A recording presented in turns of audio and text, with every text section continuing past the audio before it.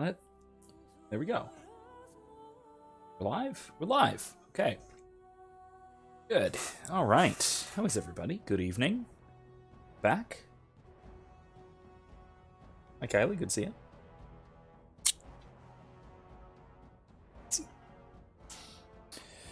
All right. So tonight we're back to Dragon Age Origins, so welcome back. We're in for some more political machination, nonsensey type stuff. Trying to usurp the usurper, Logain, in the city, in the capital, in Denerim. So there's all kinds of shenanigans involved here that'll ultimately, I think, culminate in a big conflict. So we'll see where that goes. See how far we get this time. Like I said, we're getting relatively close to the ending of Dragon Age Origins, at least the main game proper. Hey Kevin, good to hear from you. We are there is of course still a bunch of DLC content, including 2 short and 1 significantly long independent DLC campaigns, one of which is a little bit about Leliana, one of which follows the Warden, and so Dalen presumably, and another one where Morrigan is involved. So that is still stuff to look forward to as we move. And, as usual, I'm having to switch my settings back and forth between this and Nier, so if anything's too quiet or too loud, always tell me. Happy to go fix things. Let's jump back into it.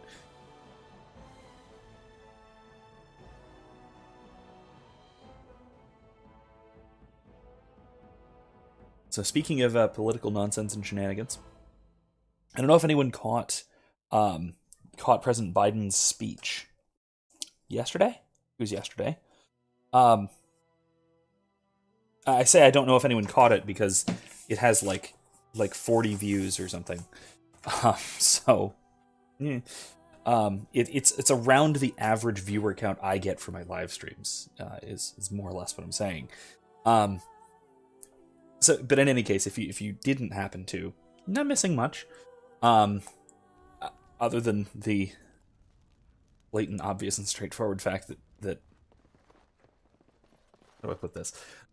Everyone who has been concerned about fascism over the last 4 years has been really missing the mark. To the point of focusing on very much the wrong threat, the wrong target. If that's something that we want to talk about, feel free to bring things up or whatever. I'm happy just kind of glazing over it and just pointing to the fact that it was a mess. It was dangerous and threatening and all that. So, you know how political speeches usually tend to go. But.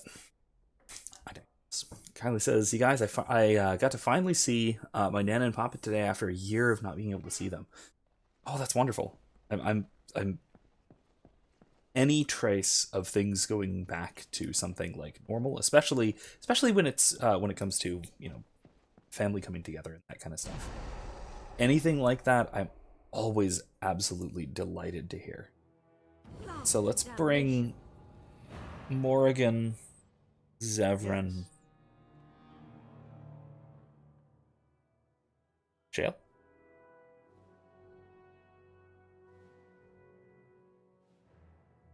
Shale. Yes. Yeah, that'll do. And we are going to the estate for straight to Tim Curry. Tim Curry's character's estate. The Earl of Redcliffe. Kevin says I've been ignoring Biden and current events lately. Good move. So is most people, as far as I can tell. So that's probably good. Probably good. It's beneficial for everyone's sanity, honestly.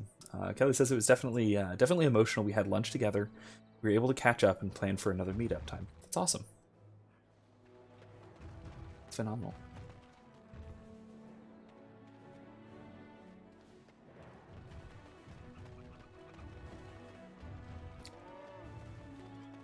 anything else I need to do? I don't think so. I think we did all of our side questy type stuff last week. Kylie says I ignore politics in general. See, that's why you're always so happy. It's just a great strategy for not hating the world.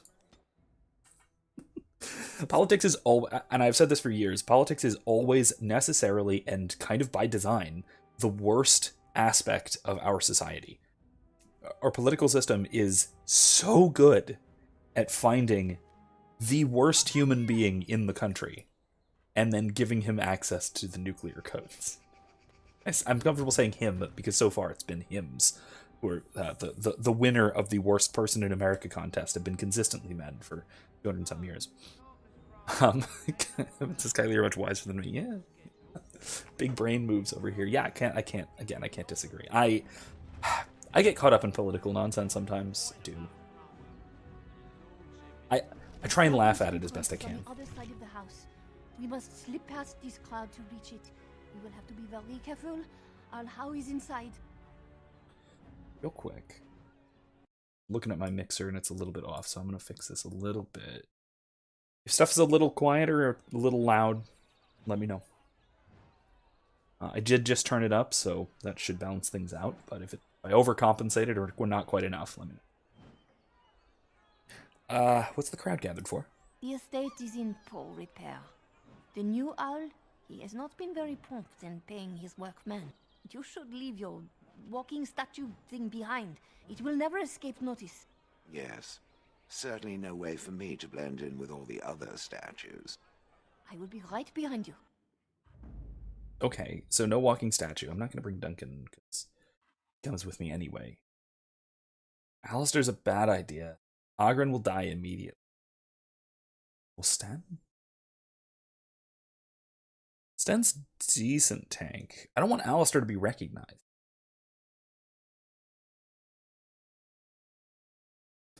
Kevin says politics is just a degenerate sport for me now. You've blackpilled me.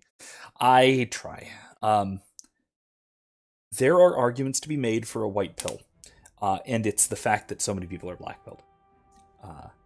I would argue that the fact that so many people recognize politics for the horrifying and disgusting blood sport that it is reason to hope. If nothing else is reason to hope, that sure is. Where'd I put? There we go. Unfortunately, it's like 80 degrees out tonight. And that means my actual charcoal incense is not gonna fly because I'm not opening a window when it's 80 degrees out. So I'm gonna use a cone, which are kind of disappointing, but it's at least something. Kylie, good question. I put this in something somewhere. So Kylie asked what the black pill or what being black pilled means. So the it's a sort of oblique reference to the Matrix. You've heard of the terms red pill and blue pill. Right? So taking the red pill is sort of seeing through the illusion presented to us, or seeing through the deception presented to us. We're taking the blue pill is buying into the deception wholeheartedly. Who the hell should I bring? Sten will not fit in either. He's a Kunari. Yes. Vashaden. But Ogren keeps dying.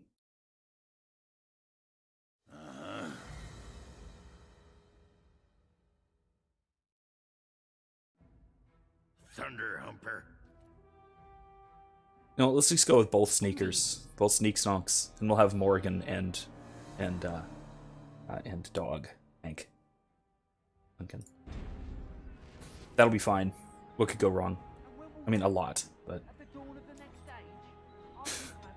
in any case, so the red pill, like I said, is sort of seeing through the illusion, whereas the blue pill is buying into it.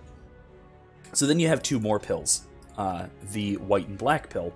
The white pill is the idea behind the white pill is sort of taking hope in the circumstances around you, the circumstances of the world and all that.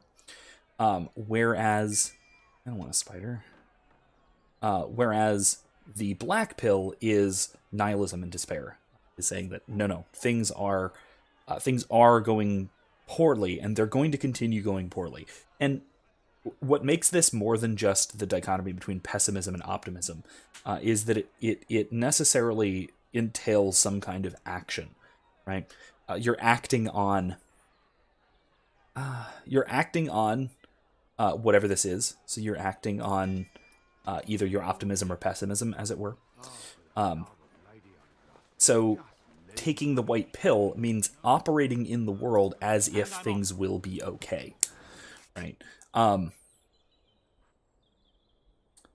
Whereas taking the black pill is operating in the world as if things are going to hell.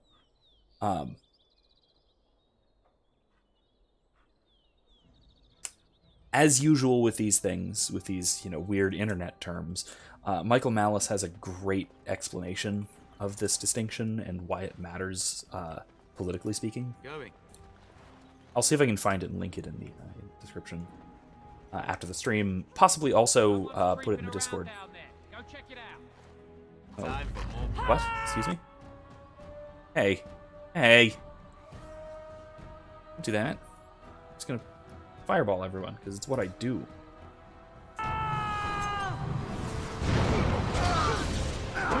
Who was stunned? How about I go zappy?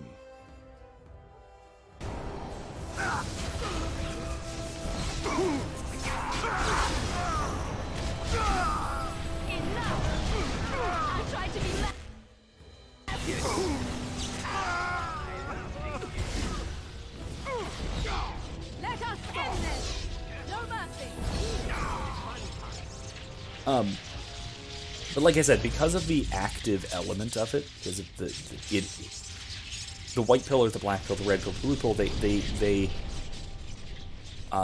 they contain not only a way of seeing the world, but also kind of an impetus to action. This is where you see, like, Someone is coming. People who are sort of white-pilled will continue operating to preserve and correct flaws in the system, whereas people who are black-pilled will prepare for the ultimate disillusion or collapse of the system, collapsitarians type things. And usually, I mean, a lot of times, what black pillars will do is beyond that, will try to accelerate the collapse because they are prepared for it and they want it again. The more positive aspect of this is they want it to happen in their time, rather than drag out the suffering. And they, if we want to put it in, say, Thomas Paine's words, it's terrible that this has to happen, but if it has to, let it happen in my time, and let my children see peace, or something very close to that. And where shall we go now? Yes. The city beckons. But yeah, that's a large part of this distinction, and I tend to be more white-pilled about things.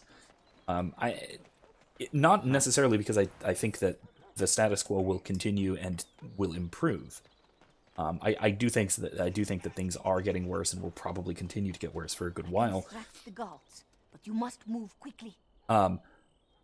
But that things will transition to something better rather than just collapse into chaos.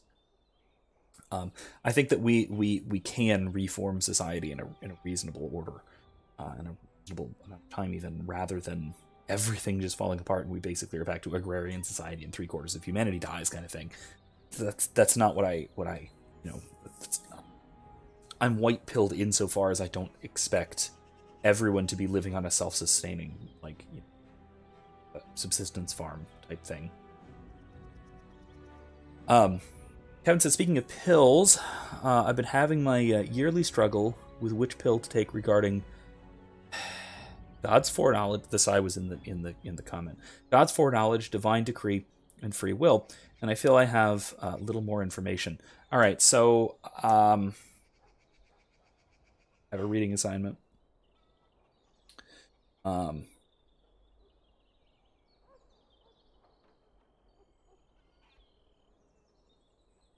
Write it down so I can put it somewhere also. But here, not this one. This one. You know how I've been waving this at the camera, both on stream and in class and everywhere else I can for like, I mean, realistically for the last like 3 to 5 years, but certainly for the last 3 to 6 weeks, because we just went over this in class. Particularly the third. This is St. Anselm of Canterbury's 3 Philosophical Dialogues.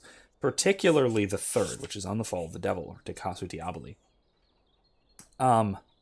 Let me find the particular passage that thoroughly answers that question. Very thoroughly.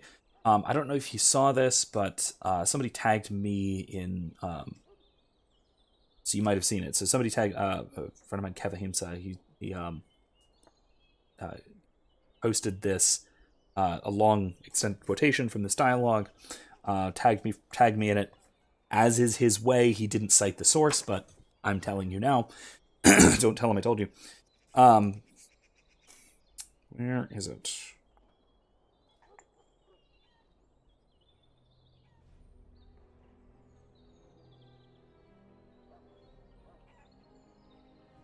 I need to find this because it's rather important. So bear with me. Kylie says, "Ooh, I'm not really too knowledgeable besides the classes I've taken in my own opinion. Could you explain more of what you've learned?" Kevin says, I know. I even have that book. Oh, good. I failed to read it to my shame. You can get through this in like a day. It's in dialogue form, so it goes pretty quickly. Read the glossary first. Definitely read the glossary of terms first. Just for simplicity's sake, because otherwise you're going to have to keep flipping back to it whenever you see an asterisk. I would... That'd be my advice reading it.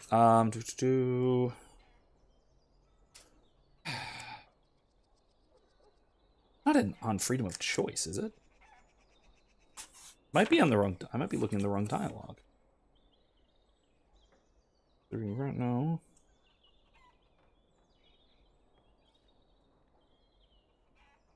No, it isn't on the fall. Oh, let me find where it is. Here we go. Chapter 21, I think.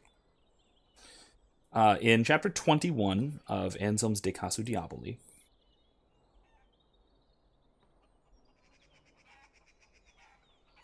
he says, God's foreknowledge is not properly called foreknowledge. To him, everything is always present. So he does not have foreknowledge of what is future, but simply knowledge of what is present. So since the argument regarding foreknowledge of a future thing differs from that regarding knowledge of a present thing, divine foreknowledge need not have the same implications as the knowledge we are asking about now. There we go. There's your answer. Any questions? So let me see. When does Kylie answer your question? I've been looking at the Thomistic versus Molinist debate, as well as a few other schools of thought. Yeah, I tend to think that Molinism is the worst of both worlds. I want to get through. Let me get through this conversation because this is going to be a long rant. I apologize. As far as I understand it, and I think I've read a good deal of it, so I think I understand it fairly well. Molinism, by trying to both preserve God's sovereignty and human free choice, it eliminates both God's sovereignty and human free choice. Sorry. So, whoops. No, I think Molinism is probably the worst possible answer to the question of free will and predestination. Wait, we need to put on our disguises. Hurry! My lady does not have much time. Okay. Let's do our disguisey thing. I thought this was going to be a conversation. It's not. Are you all prepared? I will go distract the guards. We'll go to the uniforms if they won't get us inside. These two know who is allowed to come and go. They will not be fooled. But the uniform should work on most of those inside. Okay, let's go. I will lure them into the courtyard. Wait in the bushes. They won't notice the very, very different weapons. Oh, jeez. Oh, jeez. No. No, no, no. Let's not. Let's wait in the bushes. Oops. Oops. Shh. Shh. Shh. Good.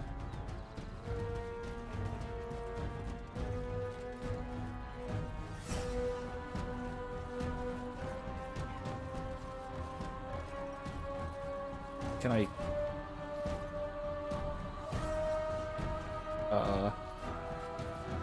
I'm gonna have to kill him, aren't I? Crap. Screwed up.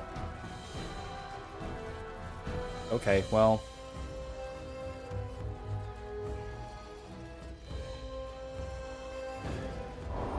let's just do that.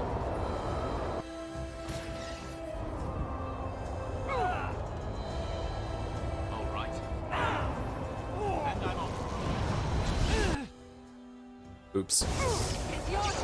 This is gonna cause us problems when we get inside. I just know it.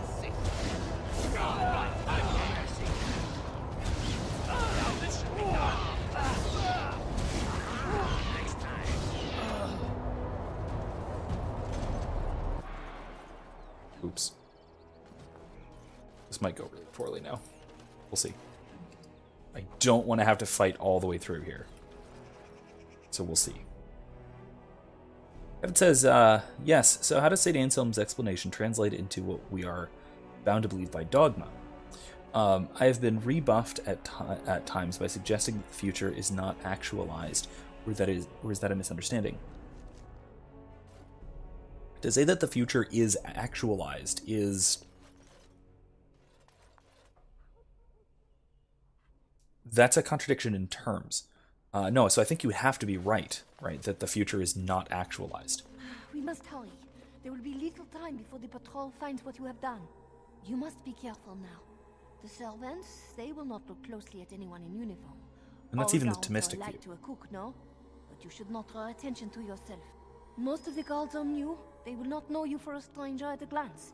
It is best to keep your distance from all of them and try to blend in. Where's Honora? She's in a guest room off the main hall. Andras, they guide us. So, so why I say that, right? What that means, right, is that if and when the future is actualized, it becomes the present. That's simply what it means for time to pass, particularly on a Thomistic framework. The passage of time is the actualization of potential, and so necessarily the future is potential, rather than actual. If it were actual, it would be the present. And then once it passes back out of actuality, as it were, it becomes the past. The formerly actual, as it were. And so the Thomistic view is a strictly presentist view. Of course, God, being purely actual in every respect, is actual or actualizes all that which is and can be actual, and so exists at every point in time, even if every point in time does not actually exist. That's where it gets weirdly complicated, but hopefully at least makes some degree of sense. But so Molinism, as another additional note, Molinism is again a sort of attempt at a third way view. Not in the tongues of all the nations of the world may our Maker's mercy be expressed. All right, before the light. I tend to dislike most attempts at coming up with a sort of third way between horns of a dilemma, like distributism between capitalism and socialism. I hope the cook's not made mutton again. Again, in view, as I understand it, it mostly just winds up being socialism. Usually, I could have a try at that. Third ways past a dilemma usually wind up reducing to one or the other horn of the dilemma. Isn't dinner ready yet? No, not yet. All is well? Steal everything there is to steal, obviously. No, can't open that. But Molinism, right, is, like I said, an attempt at a third way explanation. what it tries to do is to show... Oh, hey, here we go. The Grey Warden is here, my lady. Thank the Maker. I would greet you properly, but I'm afraid we've had a setback. What sort of setback? My host was not content with leaving me under heavy guard. He sealed the door by magic. Great, now what? We must get her out of there. Don't panic, Erlina. Find the mage who cast the spell. He'll most likely be at Hal's side. So much for secrecy. Well, if he didn't know you were here, he soon will. Sounds like a trap. Please, Warden, I beg you, do not leave my queen here. Free me, and I promise you my aid in the Landsmeet.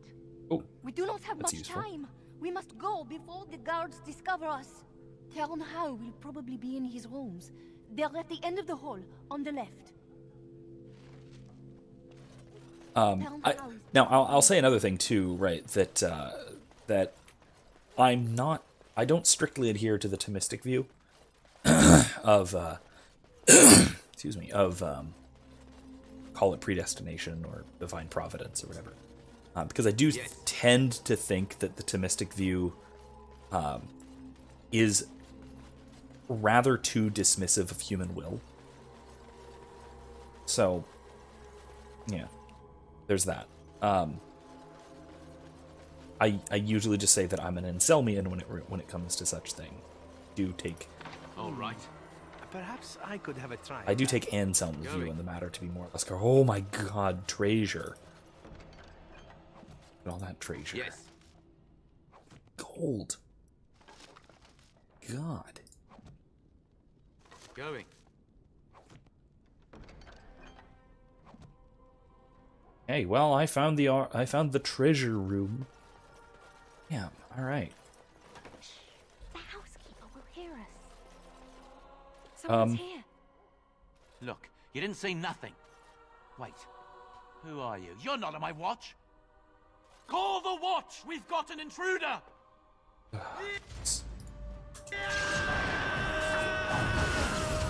Oops. Okay, well. Oops. Yes. Okay, my bad. Well, that's what you get for walking in on whatever that was exactly. Kevin says, so perhaps I'm misunderstanding the language used. In Ephesians, Jesus. For example, we see that God foreknew, preordained, etc., which leads most people to think that God made the future as a plan in the past, and therefore what is now is just the playing out of the thought of God. That can't quite be right, though. Again, because what we call preordination or foreknowledge or what have you, is simply the present will of God. God's will is perfectly simple, just like everything else within God. Everything else there is to God is perfectly simple. Right? And so the will of God is a single act of willing. There is no sequence to God's will. There can't be. Otherwise, God wouldn't be God. Otherwise, God would simply be a human-like actor, acting and reacting to the world.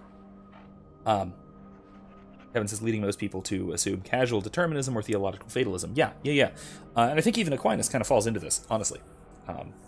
Far be it from me to too harshly criticize Thomas Aquinas, brilliant as it was, I should say, I suppose, St. Thomas Aquinas, as it were. But at the same time, it's very easy to fall into theological fatalism if you don't want to diminish the power, glory, majesty of God, and even knowledge of God. I think, like I said, Anselm does a splendid job of not falling into that. In more or less the way that I outlined, right? There's also more he has to say throughout the three dialogues about the interaction between God's will and our will, right? how it is that, God is fully responsible for everything we do, and yet we are still responsible for sin, right? Because that's a major concern. We don't want God to be responsible for sin in any way, but we want God to be responsible for everything, because otherwise God's not all-powerful, not sovereign, not creator. And so we got to figure this out. Anselm does it very thoroughly. He's perfect on this. Like I've said over and over again, this is almost definitely my favorite work of philosophy ever written. There are some contentions in a couple of the works of Thomas Aquinas, and there are a couple of contentions in some of the dialogues of Plato, but they're honestly, this takes the cake. Ironic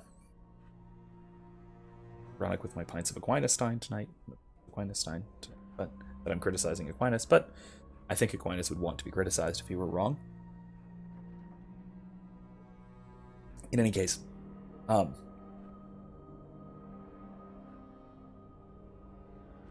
there's a cutscene, so I'm going to wait to talk about Molinism again. What? Who goes there?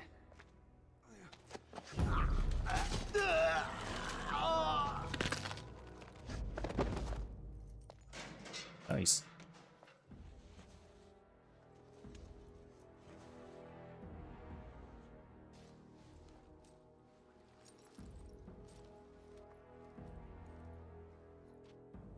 I thank you for creating such distraction, stranger. I have been waiting days for the opportunity. You never hear music in the sound of a key turning in a lock until you've been imprisoned. Impressive moves there, old man. Perhaps introductions are in order. He looks so If much only younger so than you me. never call me that again. I am Riordan, Senior Grey Warden of Jada. And you must be Duncan's last recruit. Yes, you match his description. I realize that canonically the Grey Warden, the main character of this, is like 20 years old, but Dalen looks like 40 something and having had a really hard life. Oh, jeez.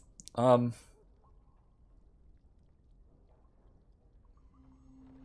weren't you killed at Ostagar? Because I wasn't there.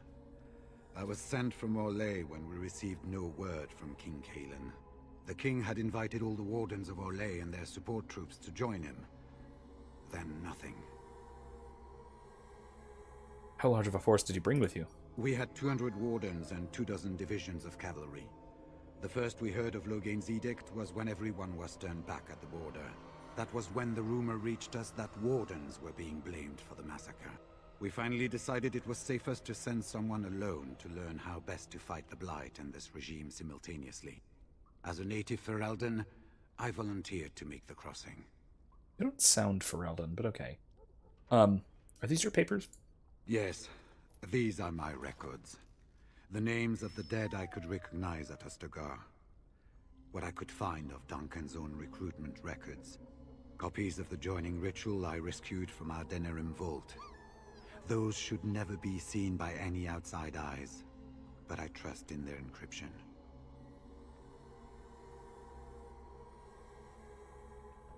Evan says, I really should have read Anselm first because you suggested this last year when I was having my existential crisis. Every time. Just existential crisis, read Anselm. Existential crisis, read Anselm. Existential crisis, maybe throw in some Aquinas, but also read Anselm. Bonaventure's nice too. Even Scotus. Yeah, I dig me some Scotus, especially for this issue. So, but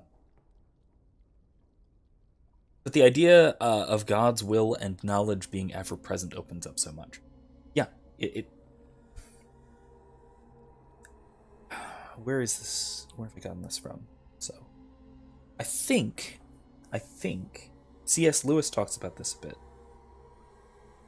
and talks about in maybe one of the later chapters of Mere Christianity, where I was first briefly introduced to the idea of God's atemporality and the importance of that. Like, that God as being beyond time, it's not a matter of, God knows today what I will do tomorrow. It's that God knows what I will do tomorrow because I will do it tomorrow. And my choice tomorrow is not constrained by God's knowledge today. It's caused by my choice tomorrow. Right? just like my knowledge of what I'm doing right now, right? I know that I pick up my stein and I take a sip because I'm doing it. My knowledge of doing so does not impact my doing so, right? It's just my doing so that causes my need to know it. That's, I think, the key to understanding the relationship between, at least the relationship between foreknowledge and free will. There's a little more to the question, obviously. Again, the relationship between human will and divine will. Where is it seems like we impose a limit on God's power, which should seem a little sketchy, but it's not. It just seems like it. But so it's more complicated than just that. But that is, I think, the largest part of that's the largest piece of the puzzle.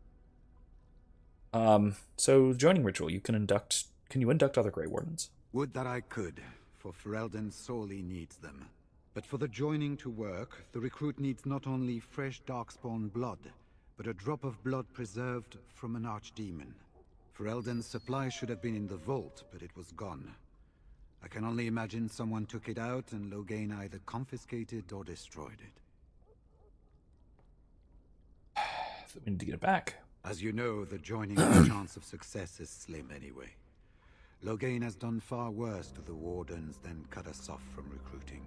And from the rumors flying through Denerim, removing him from the throne is already your plan, no? Where's how? I saw him go into the dungeons. He may still be there. How did Arl Howe capture you? With an offer of hospitality and a poisoned chalice. I was fool enough to think Loghain didn't yet know who I was. Is there more you can tell me about the Wardens? This is hardly the best place to talk. I will seek you out later, after I find a good physician. And good luck, brother.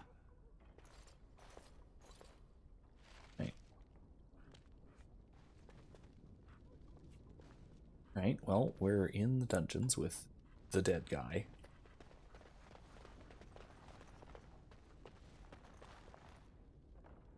All unpleasant. Alright, let's head on down.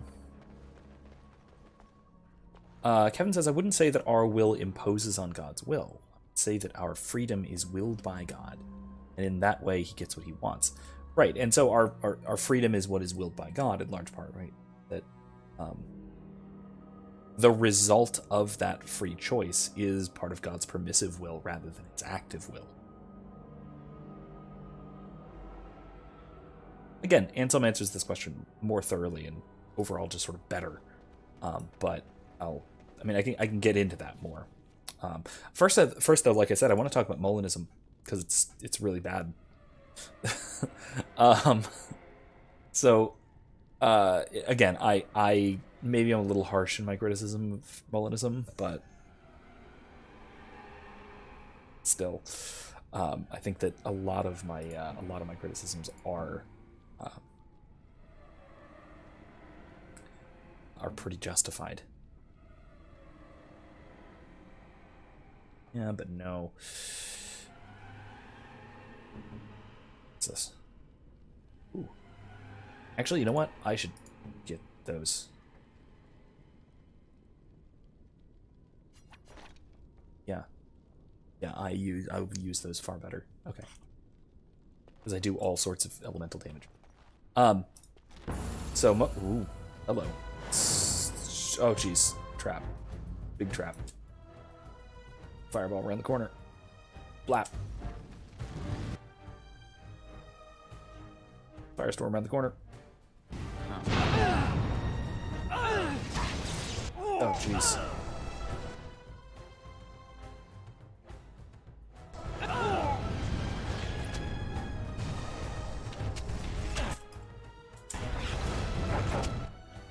Where's everyone else?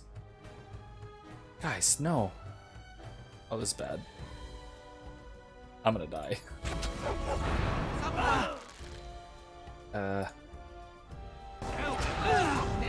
Jesus.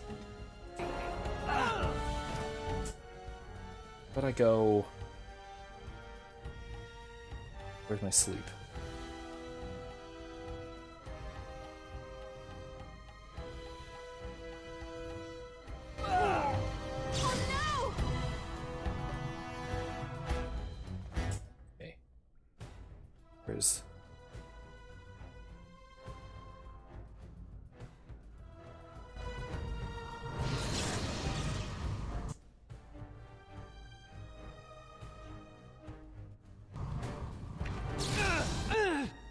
Okay.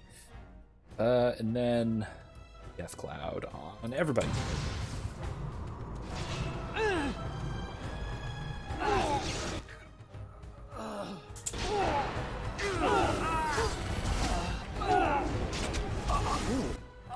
Nice swing.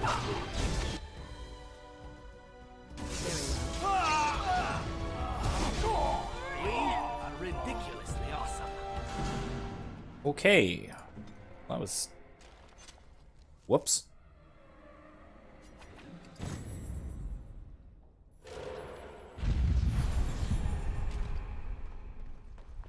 Anyway, we're fine. Just dumb. Okay. Cool. So, anyway, where were we? Kevin says, right, the consequences, if good towards God, are directly willed, and if bad, are permissively willed. Something like that. Again, it could be more, you can make it more complicated than that, but that I think does at least most of the job of explaining.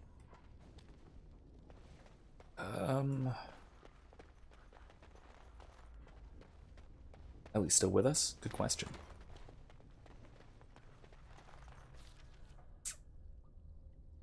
Just go all the way through everything. Huh.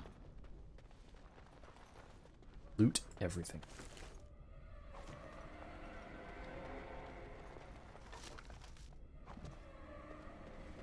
Going. Right, so Molinism, the thing I was going to talk about. So Molinism is a sort of third way theory trying to reconcile divine providence and human free will. Oh boy.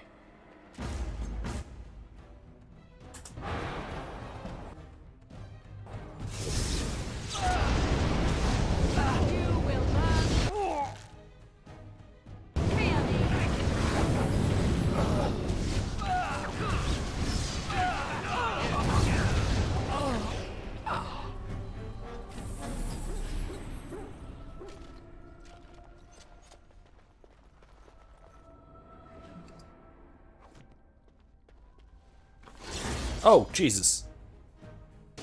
Really, guys?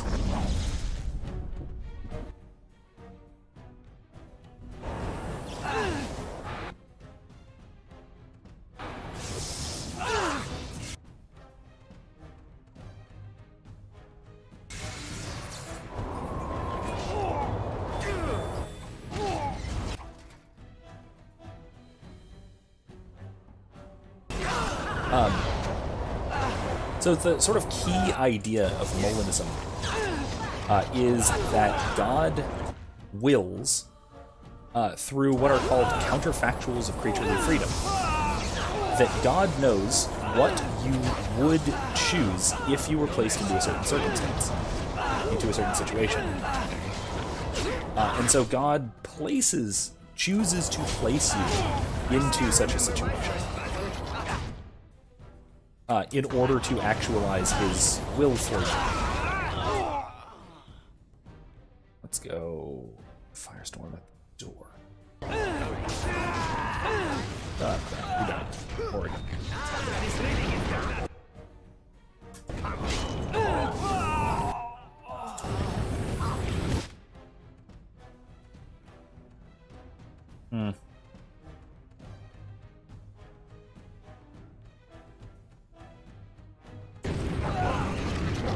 Ah! Very bad. Okay, very bad.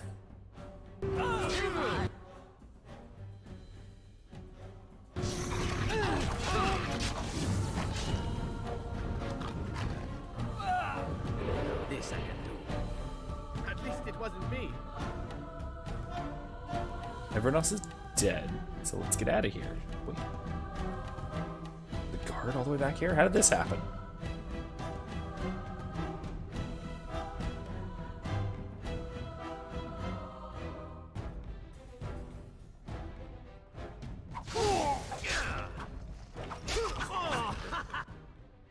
There's more of them? Really? Crap. This isn't gonna work. I'm gonna die. But let's keep trying.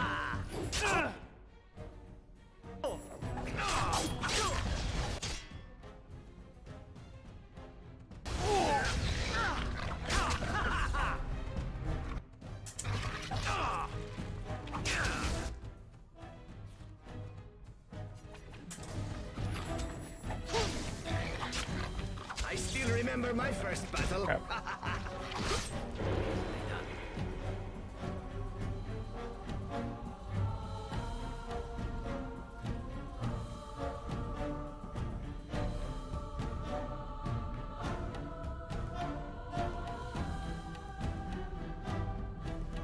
Shouldn't have gone in here. I should have gone elsewhere. There's the one pupper dog that I need to worry about.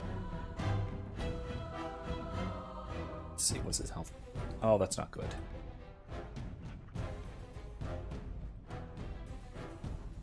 Okay. If I go... Oh, crap.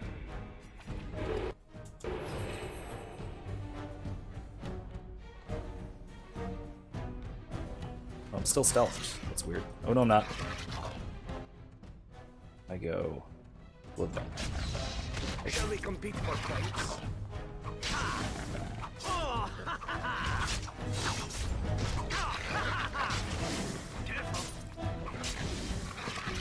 Oh, crap.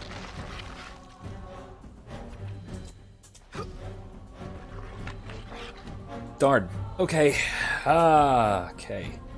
So, Kylie, welcome back. We were talking about free will. Let's just save, I suppose. We goofed. We done goofed. Pretty bad.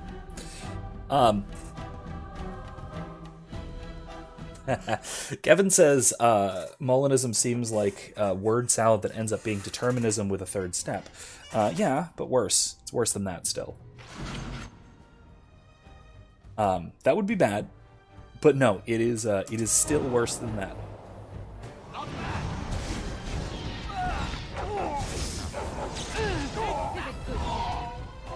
That would be bad enough, but no, it is even worse.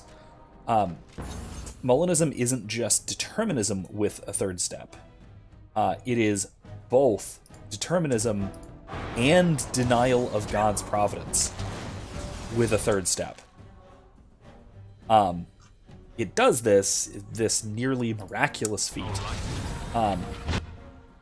Ooh, shattered. It does this nearly miraculous feat by, whoops, that. By insisting that God causes our actions through these counterfactuals of freedom, as they're called. In other words, God knows what I would do in situation X, and so therefore I will do it. Right? Now, I argue that counterfactuals of creaturely freedom are incoherent.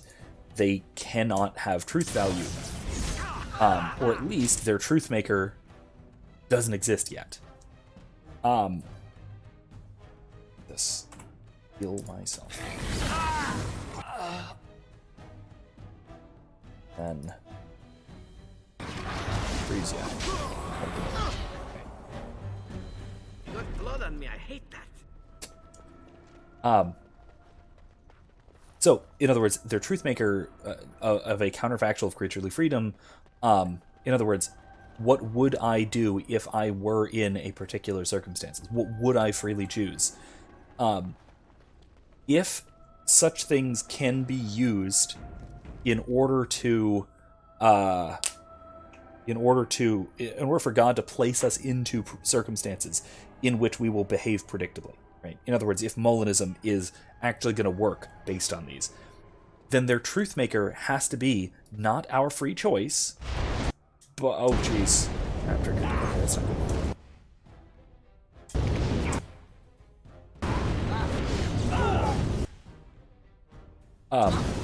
Truth maker has to be not our free choice, but the circumstance, right? The circumstance has to be what causes our free choice, our allegedly free choice.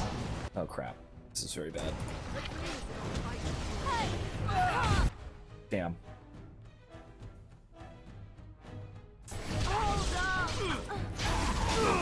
Stop everyone. I'm hurt.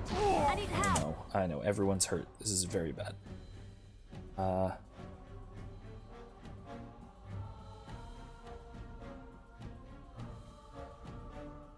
Gen myself. Heal Liliana. Freeze. No, Cone Cold. All y'all. No, shit. Holds there. Okay. Generation. Self.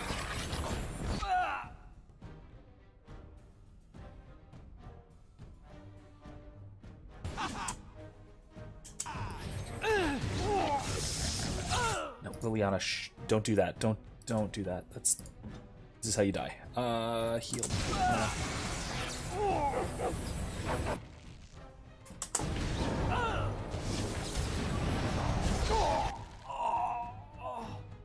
Steal your health. So, in other words, this is weirdly complicated. So, the idea, though... So, if it were true that in circumstance X, I would invariably do Y, then it is not I that choose or cause my actions in circumstance X. It is circumstance X. Less fun than I would have liked. So what this essentially means is that our choices are causally determined by our environments. Not by ourselves, not by God, but by our environments. This is causal determinism, but it's naturalistic causal determinism. So it not only eliminates human free will, human free choice, right? Our ability to choose freely, but it also eliminates God's ability to choose what we will do. It makes neither us nor God causally responsible for our choices. Our choices are purely events. They are caused purely by circumstance. All right, I got behind on the chat, but this is sort of the core of my criticism of Molinism that I really had to get through. So I'm being begged for help in the chat. That's interesting. That's new. All right, so Kevin, okay, Kylie says, wait, so we're talking about God and why he allows free will, or how he knew before creating us that we would have free will. Let me just keep going through here. Kevin says, kind of. Personally, I have been trying to reconcile God's infallible knowledge of future events with man's free will. Yeah, and Molinism is one way that is attempted. Molinism, named after the theologian Alfred Molina, the 16th century, I think. Maybe 17th. So what do you mean by reconcile? Kindly asked. I may be wise and small bean, but not in this area. Kevin says, oh, don't worry me either. That's why I need Vince to rescue me from a spiral of despair. Gotcha. Okay. All right. How did I do so far? How am I doing with this? Is all of this that... What? Is it all of this I've been saying? Has this been helpful? Reconcile as in making sense of how they could both be true. They seem to be... they seem to be contradictory, but shouldn't be. So to reconcile them, you have to figure out a way in which they could be both true. So how am I doing? Where are we getting lost? Because that's relatively important. Where are we getting lost, if anywhere? All right. Bad guys. All right. Blow them up. Easy.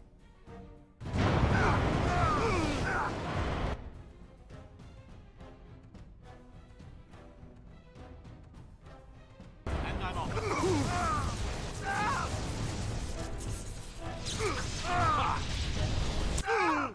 All right. Everyone.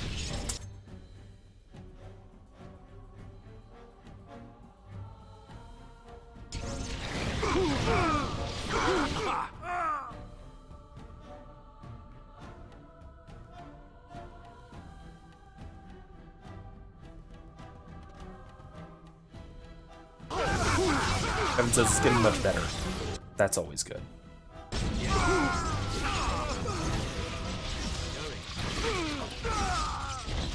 Okay. All right. So long as what I'm saying isn't complete nonsense, that's at least progress.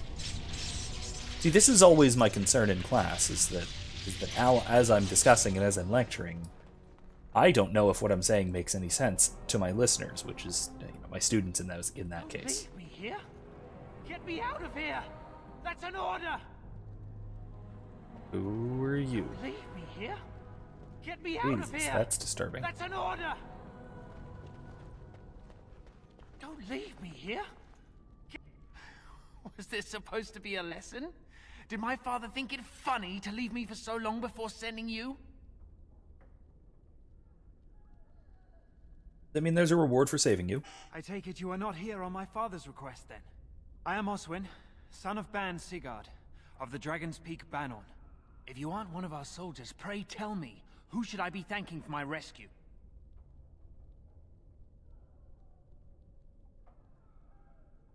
I am Dalen, here for the rightful king, Alistair.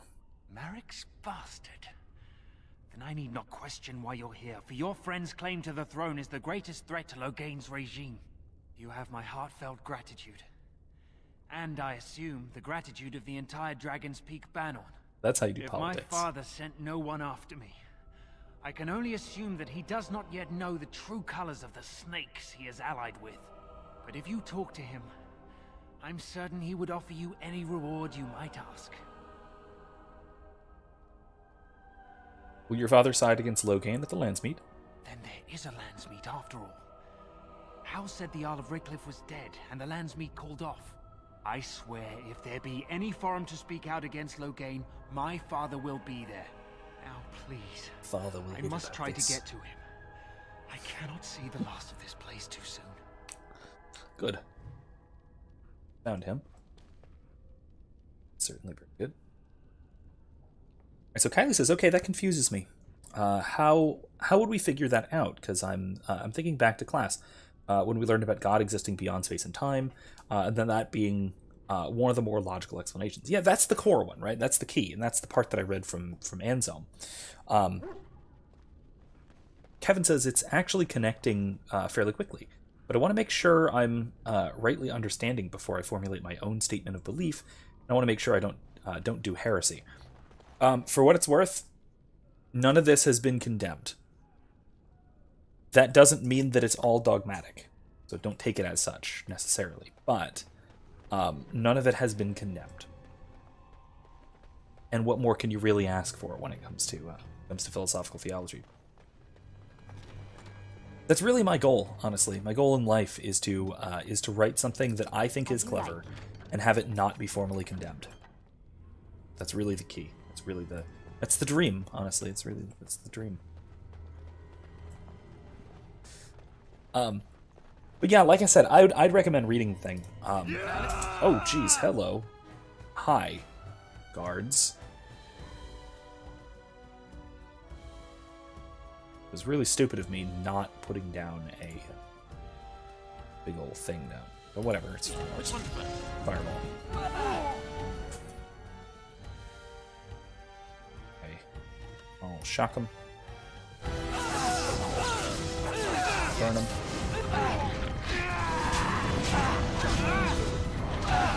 I'll stun everyone. I'll freeze everyone.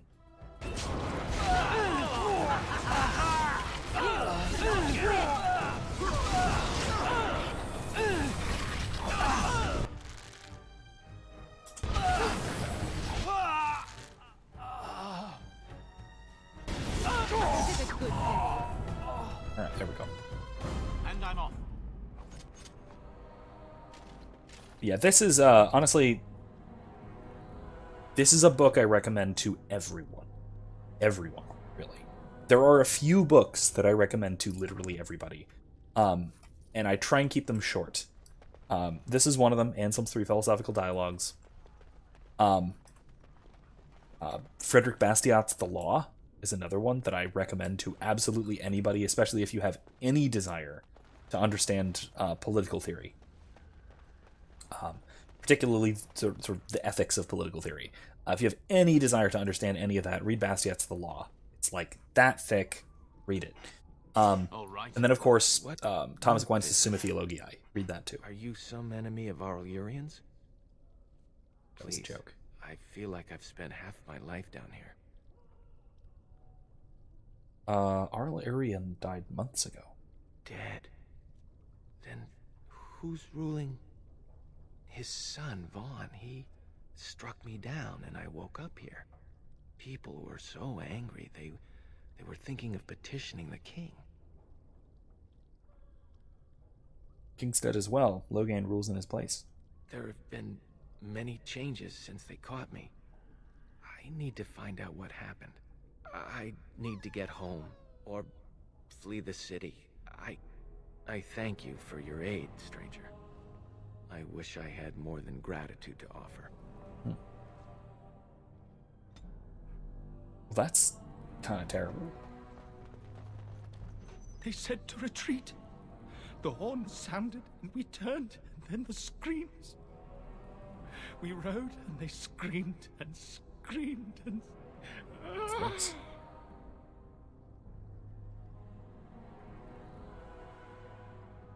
I mean, retreat. Were you at Ostagar? Mother, can you smell the blood? They said it was only Darkspawn. But we ate them too. They died, and we left them in the swamp. The witch. The witch! Do you suppose he actually saw my mother there? Or is he just blaming her in his madness?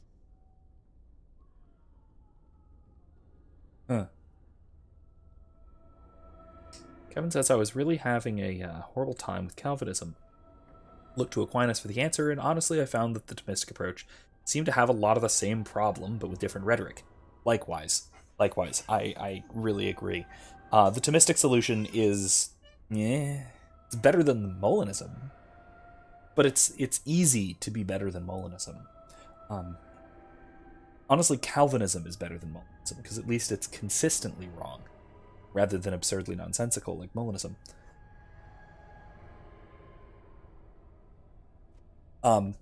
Mentor of mine, the translator of this book, my thesis advisor, Thomas Williams, when he talks about these issues in terms of, determinism, free will, compatibilism, he's a libertarian, believes in free will, philosophical libertarian, not so much political, but whatever. Believes in free will, and rejects determinism, but his views on compatibilism are a lot worse. That at least determinism is logically coherent, whereas compatibilism just tries to have A and not A both be true, which no. I tend to agree there, and I think that exercises like Molinism are doomed to fail because they're trying to square a circle, so to speak.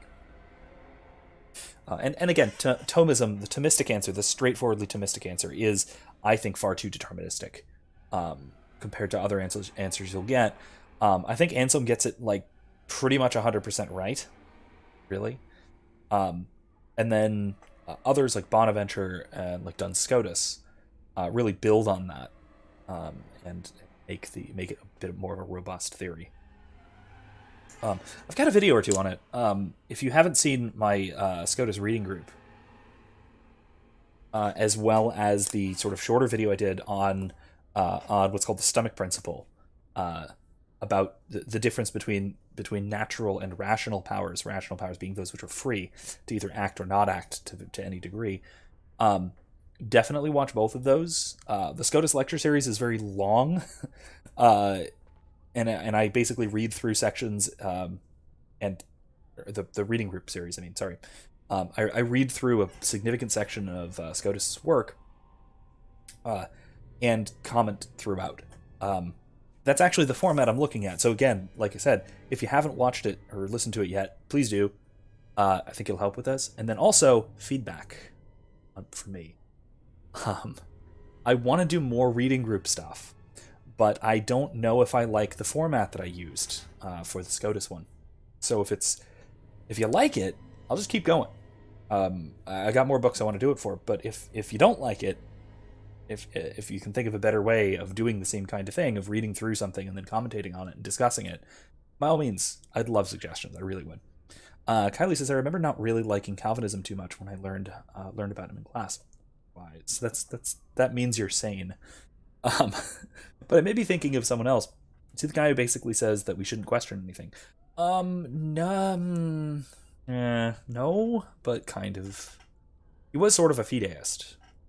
So Calvin is responsible for the 5 solas. That reminds you. Sola fide, sola deo gratia, sola scriptura, 2 more. Yeah, that, everyone seems to be agreeing. Calvinism is big poo-poo. I agree. Yes, Kevin, Calvinism makes God a monster. Yeah, absolutely. Arbitrarily arbitrarily punishing people for things they could not help but do, is monstrous. Basically, God punishing you for his actions. Okay. Also, it's grossly dehumanizing as well. It turns us into automata. Or puppets, or something. Lines. You're Rexel, aren't you? Your family's looking for you. No family. No family. All friends, all daughters, all wives are dead. You need to go home. Leave this accursed place. Leave. Yes, leave. Find someplace safe. Wait, Kylie, which should be a t-shirt? Calvinism is big poo-poo? I like it. I like it. Wear it. Now, I will say, t-shirt is not always the best way of promoting something. There's always that. Which I've mentioned before. This is that poster I got with that horrible, god-awful paper introduction. You know the one. I'm still so pleased by the existence of that. That was a wonderful gift from a student this semester, sort of commemoration of the class of the semester and all. Let's see. Well, well, the Grey Warden. I must say I'm surprised Eamon would condone you invading my castle and murdering my men. Is he losing faith in the persuasive powers of his land's meat? I'm here for Honora. The traitorous bitch has you under her thumb. Honora does love games. I'm surprised she'd play with the likes of you. You should have left when you had the chance, Warden. Slunk off to the Anderfells to hide with the rest of your kind. This Landsmeet is a farce.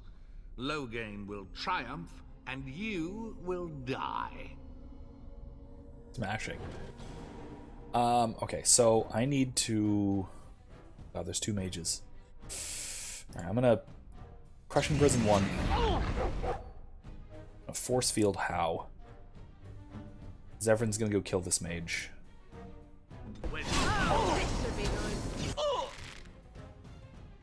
I'm going to... Big ol' snowstorm.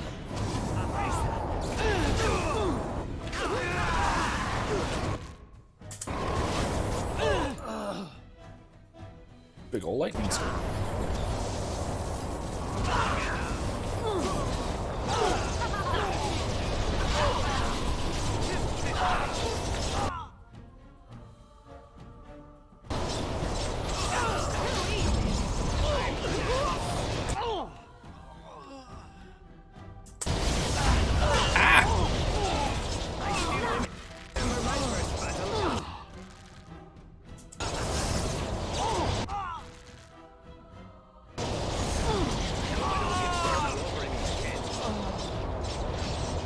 Oh, he's out there.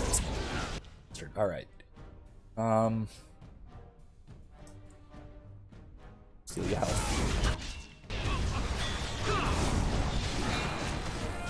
Shall we compete for...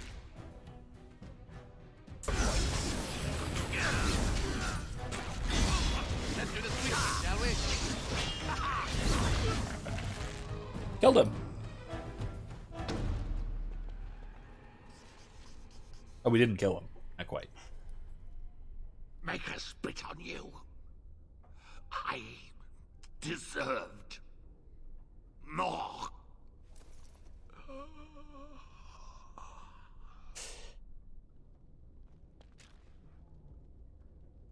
All right. Well, okay. So, Backbite axe. Oops. Take them. So yeah.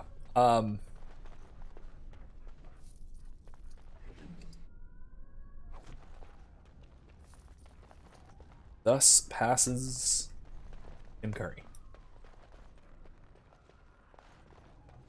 I'm like 95% sure that was Tim Curry. I'm pretty sure.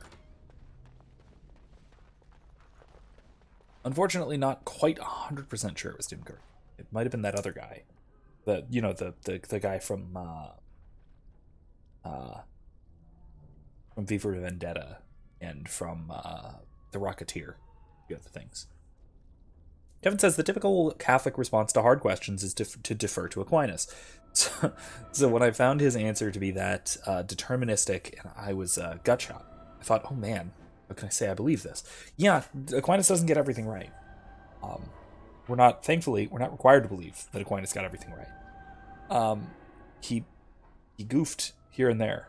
There are some places where he very clearly goofed. Right? I mean, most notably, he got the Immaculate Conception wrong. Aquinas explicitly got the Immaculate Conception of Mary completely wrong. Arl Howe, Kylie, Arl Howe, the guy we just murdered. Well, murdered, self-defense. Guy we just killed. I'm pretty sure that was voiced by Tim Curry. I'm pretty sure. Again, I'm fairly certain. Check for me. Arl, Howe. Howe. Check it out for me. I think it is. I'm pretty sure. Not 100%. Yeah, it's I mean, that's another thing that Scotus got right that Aquinas got wrong. Scotus corrected Aquinas a couple of times.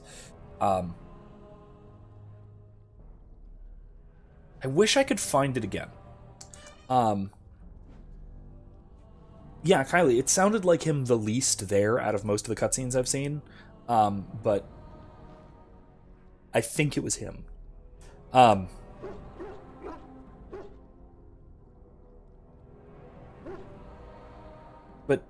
yeah, so there was a big controversy in the early 14th century about the Immaculate Conception, about the state of Mary's soul and the salvation of Mary, and if she needed a savior, and to what extent, and how so, and all that, and whether she was preserved from original sin from her conception. Aquinas argued explicitly that she was not immaculately conceived, and he was wrong. And Blessed Duns Scotus, a generation later, presented a very solid argument that was later canonized at the Council of Trent. Tim Curry? Yeah, it's Tim Curry. Look at that. Thought so. Who's there? Stay away. You can't do this to me. I'll have you all flayed. I'm the Arl of Denerim. Excuse me? Well, Urian died at Ostagar. Who are you? I'm Vaughan Kendalls, heir to the Arling of Denerim, it's true. Too many of our troops were lost at Ostagar. When the riots started, Howe came with men to reinforce the garrison here. Or that's what he claimed. As soon as I let him into the palace, he threw me in here. One more victim of the Elven Uprising, he said. Let me out of here. I'll do anything. Anything? No. A land's meet has been called. I need your voice. Of course. Anything. Just let me out. Very well. You can go. I swear you won't regret this. All right. Cool. We have another Arl in our pocket. Make it have mercy on your faithful servant. Grant me a place at your side, grant me the cleansing flames. Andraste, bride of the Maker, have mercy on me. Alstana, is that you, little sister? No, I don't know you, do I? Are you real? Ellie says, I love Tim Curry, best actor ever. That might be a stretch, but it's impressive that it's not that much of a stretch. He is phenomenal. You're familiar with his role, his iconic role in what was it was in a video game.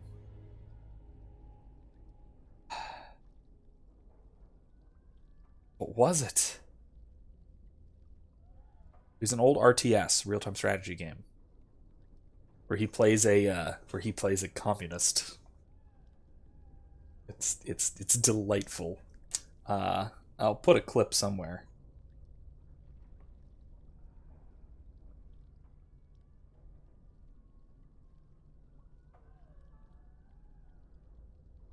Amazing. His range is phenomenal. Also very true. Well, I wasn't thinking of Frankenfurter. I was not thinking of Frankenfurter. I'm not a fan of Rocky Horror, honestly. It's a little too outlandish and out there for me. As you might know, I am what's generally referred to as a square. Clue. I liked him better in Clue, which is a very similar role but more toned down a bit. Still crazy, but less. I don't know. Less what the hell is happening right now. But yeah, I love him as the butler in Clue. But what's the... Jesus. I cannot think of the name of that game. Someone please. It's going to kill me. Kevin says, I think one of the most important things is how we understand the statements about God's knowledge. Yeah, I think so. And it's hard to understand, and Aquinas acknowledges, and this is something I think Aquinas gets quite well, is that it's very hard for us to understand these statements, and that's a feature, not a bug. Because God is so infinitely beyond us, right? Our comprehension of the nature of the divine is necessarily going to be limited, really, really limited. So, missing something and misunderstanding something, or not being able to fully grasp something is pretty understandable, and it probably means that we're on the right track, oddly enough. Now this is have the entire script that I found in the bookstore in Dade City. I assume you mean of Rocky Horror. That's pretty cool. Who are you? I'm Ermenric, Knight Lieutenant of the Denerim Chantry. You aren't one of the Tern's men? I failed in my duties. Maker, forgive me. I failed, and there's no telling what he's done. Was it Command and Conquer? It was one of the Command and Conquer games. I forget which one that Tim Curry was in. Red Alert 2, maybe? It might have been one of the ones with skies in the title. I forget. 2 might have been something skies. I think it was Command and Conquer though. But it was one of those games that in like the late 90s that used live action cutscenes, including one with Tim Curry. Talking about space communism. It's you know how he overacts from time to time? It's up to 11. It's beyond Rocky Horror in terms of overacting, and it's only tolerable because it's a single clip. Kevin says, for example, God knows what will happen in the future. One way we can take it is God seeing X in the future from a point in the past versus God being ever present, and the declaration that by virtue of continuing. Oh, sorry. I will continue that, but to talk on that, right? So God being ever present, again, this follows from the doctrine of God being purely actual and having no potency, right? And also being purely simple. Because God is purely actual, there is no potency to God. So God's knowledge of events which are potential but will be actualized is already actual. It is fully actual. It is not actualized by anything. It is fully actual even before the events which are the truth makers to those propositions, before those potentialities are actualized in the future, what we would say is the future. God's knowledge is purely actual. And so what this means is that God is above and beyond, or sort of looking down upon all of time. All that which is, was, and will be actual, God knows that it will be actual, but it is still actualized by, the potentialities of the future are still actualized by the events that lead to them, right? Not by God's knowledge of them. And it's not like God's knowledge is in any way responsible for actualizing those events, aside from God's act of creation. And again, act, single act, not a set of actions within time. Right? Something is actual, God responds to it and actualizes a new potential. That's nonsense. That can't work that way. Because God is purely actual, and because God is purely immutable, cannot change and cannot be changed by the sequence of events. So, you're a Templar? Alfstanner is a far better man than I would have been, but I don't remember how I came to be here. The Malefica. He had turned blood magic upon Templars and Circle mages to escape from his tower. Near Redcliffe, I cornered him, but the Ten's men took him from me and brought me here. The Maleficar, was his name Jowan? Yes. He destroyed his phylactery. We were spread out, trying to find him. I was alone. You are real, aren't you? My dreams are so strange now. Please, if you're not a dream, help me.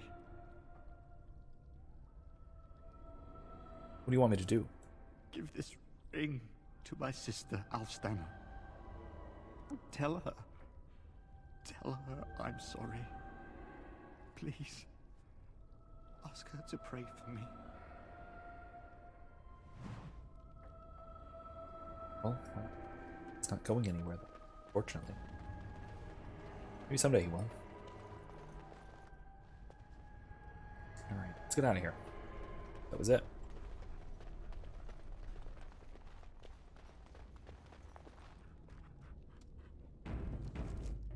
See you.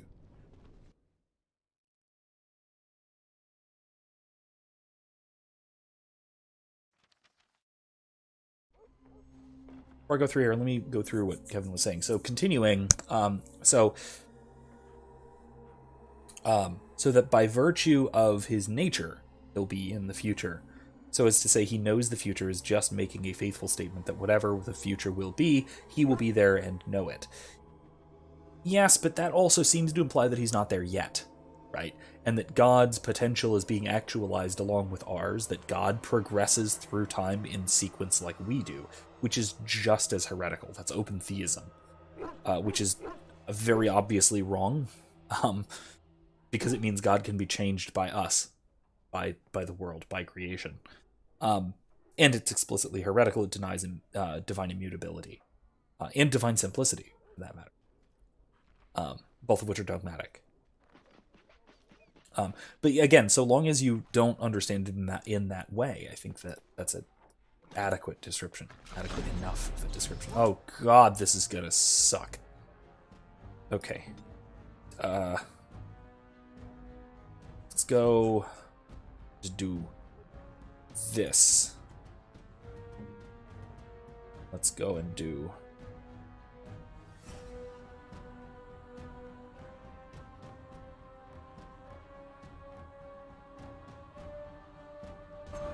We're under attack.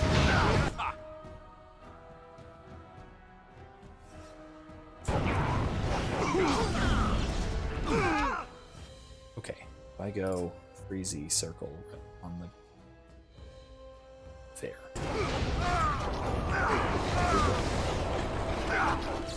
World.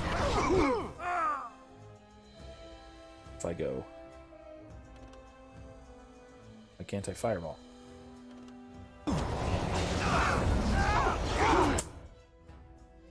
There, now I can fireball.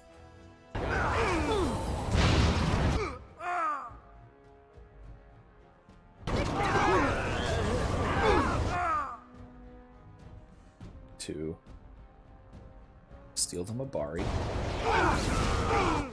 To freeze these folks.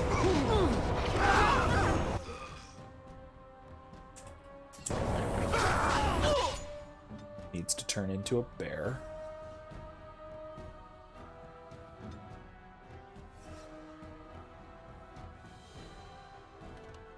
Nope, can't heal. Zappy. That way.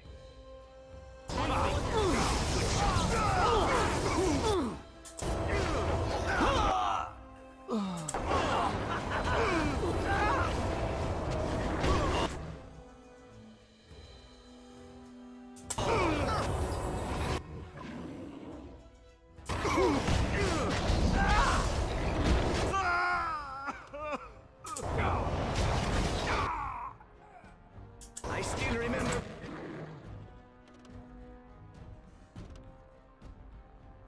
my first battle.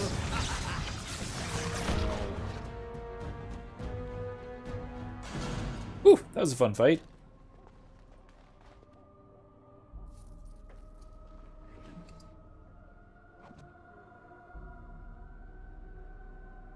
All right, We're on our way.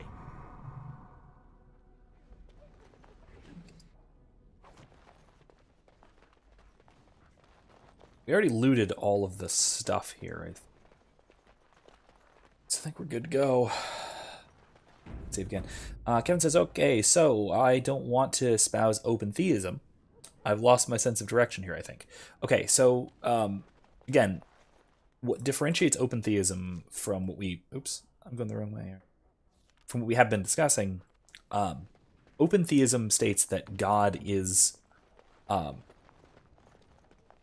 God does not control the future because God does not know the future.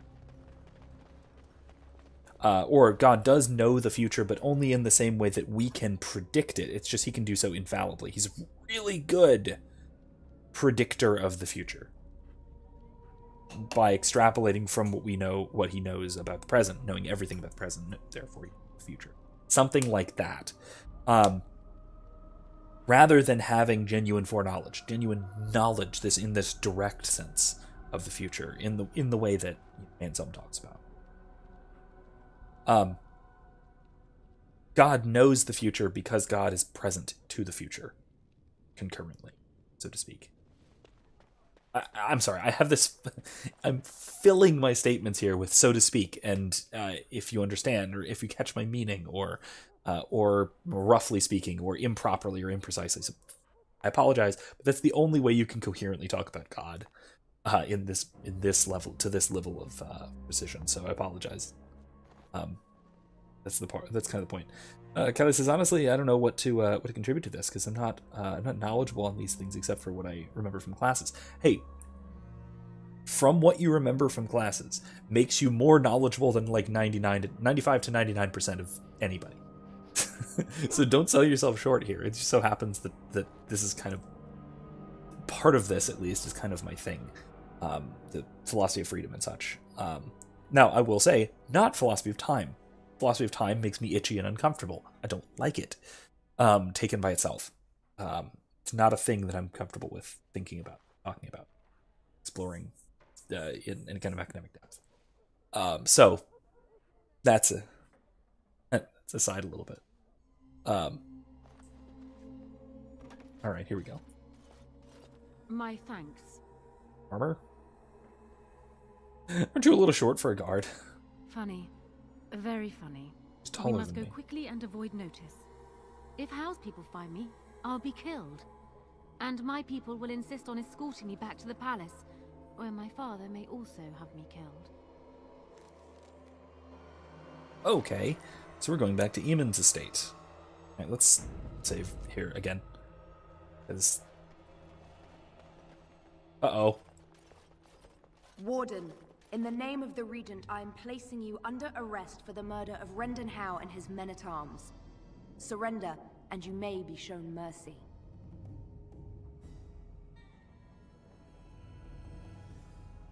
I'm here to free Honora, who's been held captive. Don't be ridiculous. The Queen isn't being held prisoner here or anywhere else. Her father would never stand for such a thing.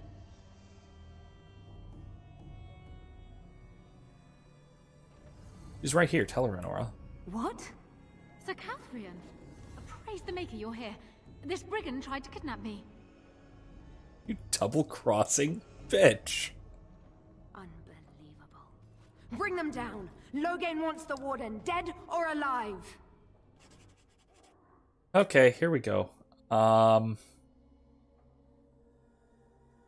Rushing prison the mage.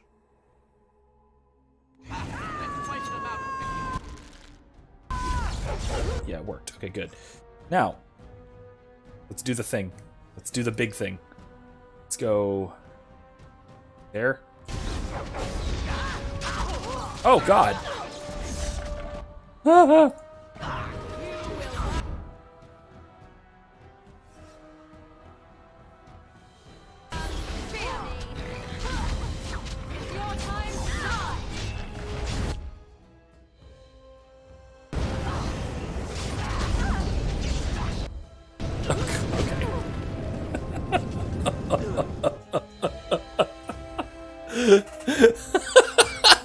Jesus, that was quick. Okay. Eamon, I may have done a terrible thing. Last. Barely met, and already she betrays us. She and my mother would get along famously. What? What is it you might have done, exactly? What in Andraste's name has happened? Are you all right? The Warden has been captured. And this may have been your fault? Maybe? Perhaps? What? How could this happen? Never mind that. The question is how to free him. I know where he is. The Grey Warden is in possession of a ring that allows me to locate him. Getting to him, however, is quite something else. So, not died, captured. What happened? Okay, so here's... First time I played through this, I tried that fight. Must have been at least 20 times until I realized there was a cutscene afterwards. And that it wasn't just death. Apparently you can win. You can actually beat that fight. But it is designed to be obscenely difficult. It's designed specifically to be obscenely difficult. Basically to be impossible unless you get really lucky. You look like you've been dragged through 10 kinds of crap, friend. What did you do? Trusted the wrong person. Now that sounds like a tale. Definitely gonna try and escape, see what happens. Okay, so let me go back a little bit. Oh my god. Kylie says, ask me anything about music and Broadway, supernatural or psychology. And there would be where the novelistic paragraphs would come in. Kevin says, so what is so is the future actualized in the mind of God? I know I'm asking a lot with that. No. I think. It's a tough question. I think the answer would be no. Because what is in the mind of God is not actualities, right? It's knowledge of actualities. It is truth. Truth is what's in the mind of God, which is, I suppose, actual, but it isn't the events which are actualized. Does that make sense? Think like that.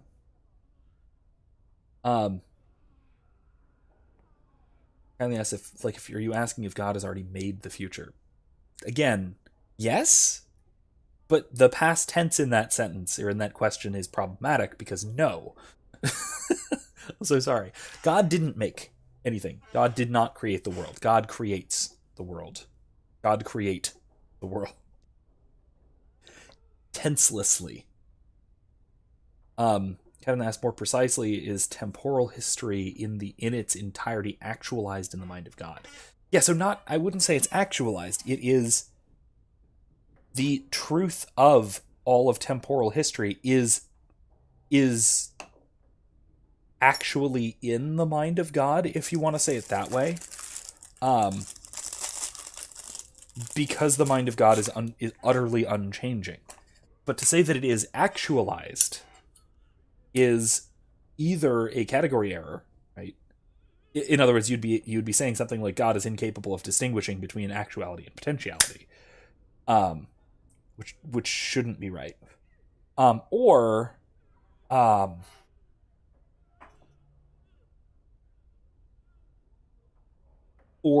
the thoughts are themselves actualities, which would not be the case, right? So ideas in the mind of God are something like forms, which are potential.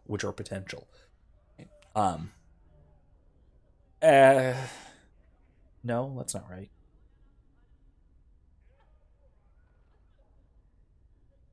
Ideas in the mind of God about events which have not been actualized in temporal sequence are relations. They are relations between the potentiality of a thing and its actuality. And its actuality being its substantial form, the form of either the thing or the event, etc. And its temporal reality being its potential to be, right?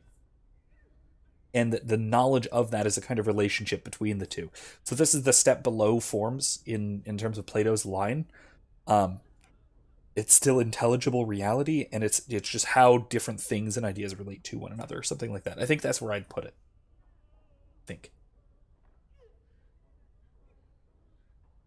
God, this is my brain hurts now. Explain to small being. Or I tried. I really did try. You know what? I'm gonna this is gonna have a quite long description of a bunch of stuff in here after the stream. And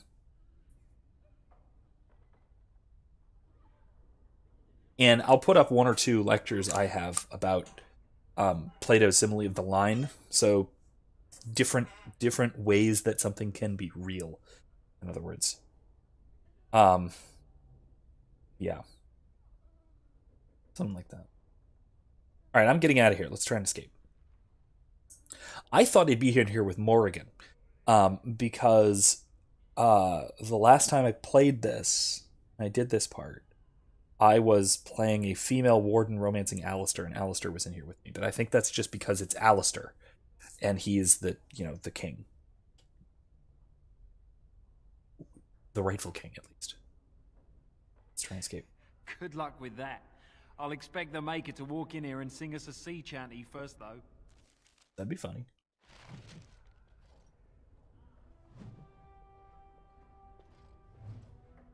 Okay. Well, for the moment, let's let our magic restore.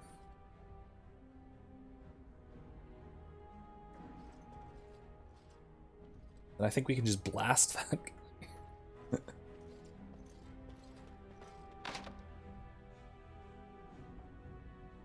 Call guard. If you're not bleeding, I don't care. I just wanted some company. Well, I could keep you company.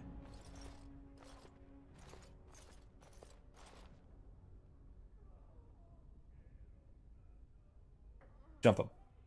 Hey, what? What do you think you're doing? I'm gonna not.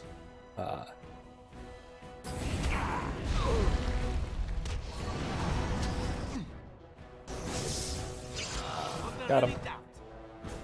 Nah. I'm gonna not flirt with the guy, because apparently that guy is a horny maniac.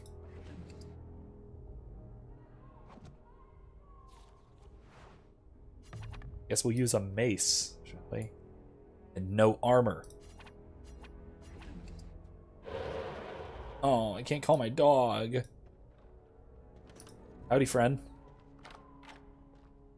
Going. Yes. Let him out too. Thank you kindly, friend. I think I won't be waiting around if you don't mind. Goodbye. Would that have been an appropriate time for the horny bonk overlay? Whatever. Probably fun. That's right. Kevin says, so we can't propose that history is to God as a novel is to an author, right? Something like that actually is about right. I think that's a decent analogy. It has its flaws, but it's at least decent. Oh, hey, my items. Cool. Got my gear back. Going. That makes it easier.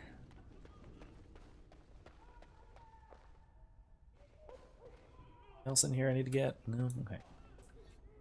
But yes, he does need to be bonked with a bonk stick. Is it this one? Yeah, that's the one. Kelly says, I think that's what he's getting at, because it would be it would become more problematic, at least from what yeah, so yeah, like I said, I think that the author and novel analogy more or less works.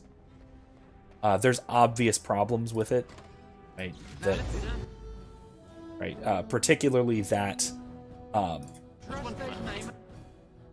particularly the problem that it makes God's actions out to be. Oh, there's more of them, really.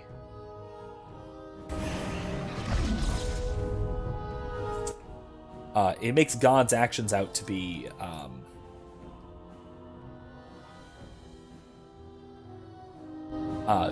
God out to be in absolute direct control of things, which is incorrect. Yeah, stop.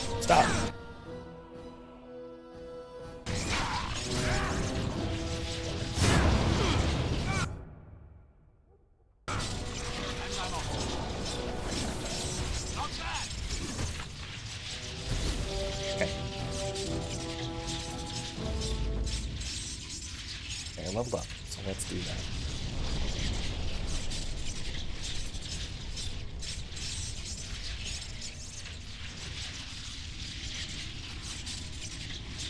Chain lighting might be nice.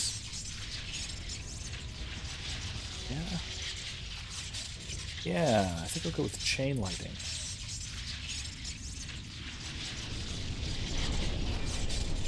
Yeah, chain lighting is good. Move all of our spells.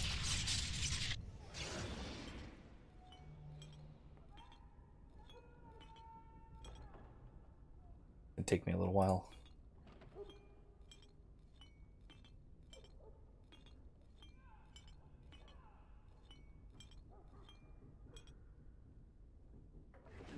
All right, cool. Dunzo. Anyway,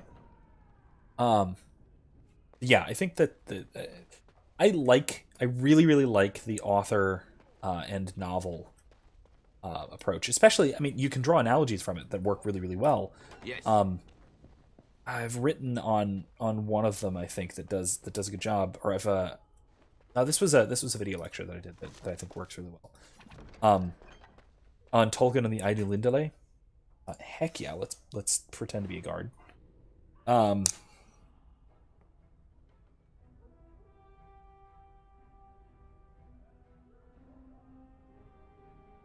So, talking about God's creation as like the author writing a book. And I'm off. So when the author writes a novel, you can ask a couple of questions about, for example, why did Loghain betray King Merrick? Not Merrick, King Caelan. You can give two answers.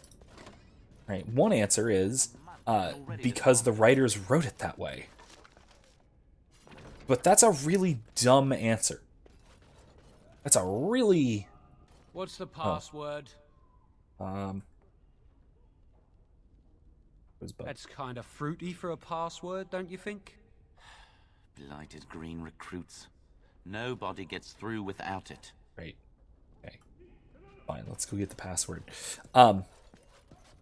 But yeah, so it's off to, what is this? Officer's Armory. Storage first. I almost didn't make it out the mess today. Forgot the blighted password again. That's why I write it down every day. Hey, keep it in my pocket. I got stuck on the second floor hallway for 3 hours last week. I swear those guards are possessed by demons or something. I'm gonna keep trying to steal it. Maybe it'll work. If not, I can always just kill these guys. That'll work, I suppose, if it has to. I'd rather it didn't, but yeah, the solution.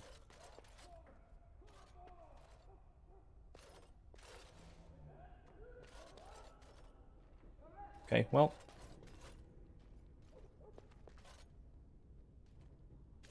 So It's too dusty in here. It's too dusty in here. The Regent ought to hire a maid.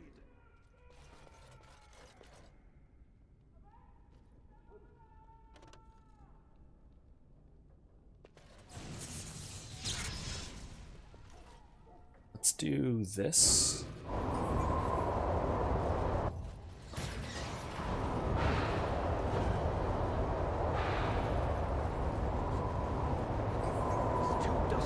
Really? Can't just kill them?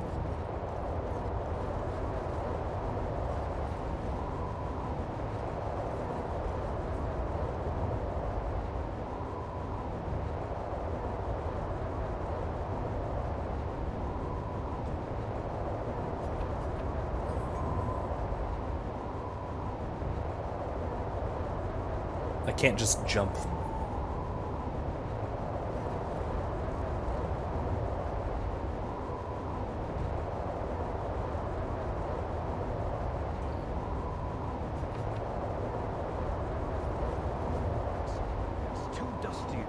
Okay, never mind.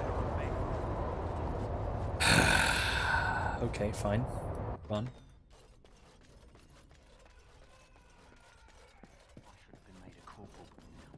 You never see them stuck polishing the rust off the armor. Right, so, okay, anyway. So you can ask, why did Loghain betray King Cailan? And you can give the answer, well, because the writers wrote it that way. But that's a real non-answer, right? That's not the kind of answer you were asking about, but it's still true, right? It's entirely true that had the writers not written it that way, Loghain would not have killed, or would not have betrayed and abandoned King Cailan. But we would also say that he abandoned King Cailan because he thought Cailan was reckless, and that he could be a better king in the face of the threat of what he sees as the threat of Orlais. Right? Or we can also say, so from the exterior perspective, that he did it for selfish reasons to take over the kingdom. Right? All of that explains, both from an internal and an external perspective, both of which are entirely true. Right? To say that one or the other of those, in other words, let me put it this way, to say that those are mutually exclusive, is to misunderstand the kind of question. Right? To ask why something happens in a fictional setting, you can give an entirely, or let me put it this way, you should be able to give an entirely sort of in fiction or in universe explanation as to why it happened. It was caused by the preceding event of the story. Right? The story has a life of its own that goes along as it goes, but the author is what actualizes it. And this is the role of God with respect to the world, right? The world has its its secondary causality, right? I cause Dalen here to go backwards and forwards, right? I cause the W and S keys to be depressed in varying sequence, right? I'm doing these things. Also, Dalen is walking forwards and backwards. Also, God actualizes the depression of the W and S keys and actualizes Dalen walking back and forth and the pixels on my screen and the pixels on your screen and everything in between. Right? All of that. Right? There are layers of causality, all of which are real. They're just real in different ways and to different degrees. Right? I am less real than God. Dalen is less real than me. that's probably about the ratio. Kevin says, how is an author not deterministic of the events and characters, though? That seems to me a bad analogy if we're trying to avoid determinism. No. Because if... You ever see a bad movie? Read a bad book? Particularly one where the plot doesn't work. The plot fails. The reason a plot can fail in fiction is because the author wrote it poorly or wrote it wrong. Right? Events do not follow as they ought to. A character acts out of character, or the events do not follow their causal sequence within the world. God is a perfect author. That doesn't happen with respect to the real world, right? The actions and the causes that occur within actuality are real causes. I really cause the things that I do. God also really causes the things that I do. Both of these are equally true. Both completely determine what is happening. Right? It's not that God decrees something or God causes something and that limits my causal power. God decrees something or God causes something and that's what gives me causal power at all. A bad author can fail to actualize a book, say, or a movie or whatever they're writing, piece of literature. I mean, just think of any kind of, even a bad movie. Think of The Room, for example. Right, The Room is the go-to example of a bad movie, so let's go with it, right? So you have the example, right, of Tommy Wiseau trying to actualize things that happen throughout the story, but they're not things that would reasonably happen within the story. Right? So,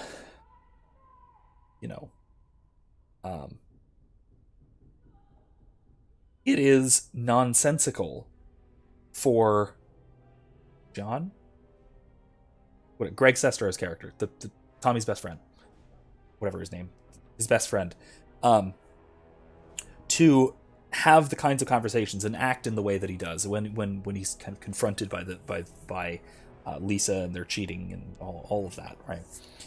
Those interactions are unrealistic, and they're unrealistic because they don't fit the causality within the fiction. They're purely caused by the primary causality of the writer, Tommy Wiseau, not by the characters within. Right? That would be like the opposite of a miracle, as it were.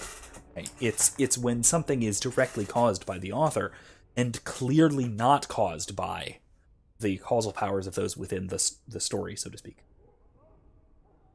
Yeah, well, tearing me apart, Lisa. That's just. There are people who would deliver that line in real life in roughly that way, right? There's got to be people who are just bad actors in real life. Just don't know how to emote properly. Right?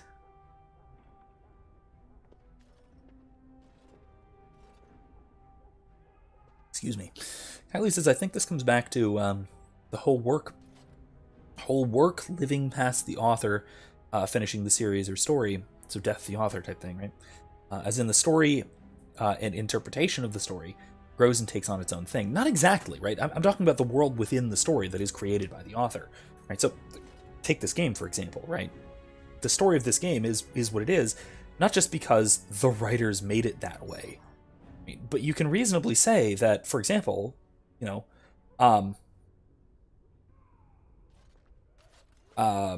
that Morrigan decides to ask the warden to kill Flemeth because she is afraid that Flemeth is going to take over her, is going to basically kill her and take over her body someday.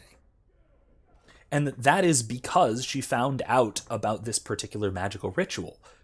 And she found that out because the warden found this grimoire in the Mage's Tower.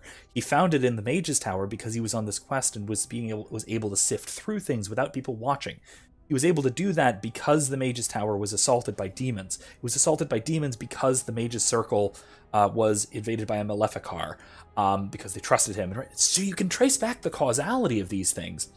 At each step, things could go differently, right? Free will, in that sense, free will plays its part. in the story. At each stage. But yeah, at the same time, it's all written, right? It's all written by an author. It's all played by a player, me, right?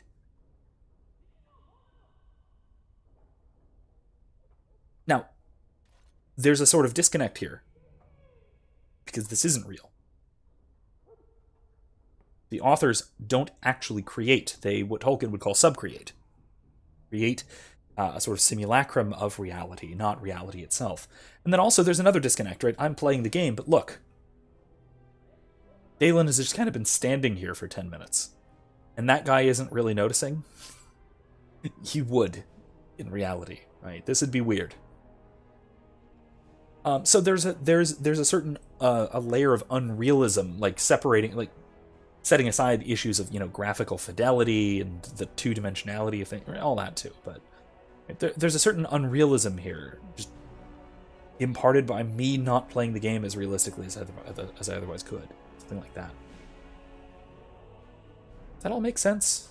I'm talking a little wacky here. Are you relieving me? It's about time. Yeah, sorry I'm late.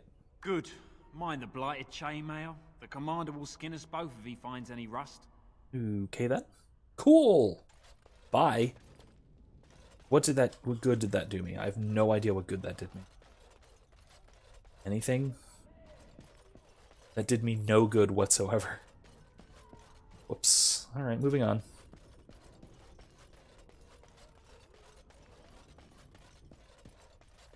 And I'm off. What's this?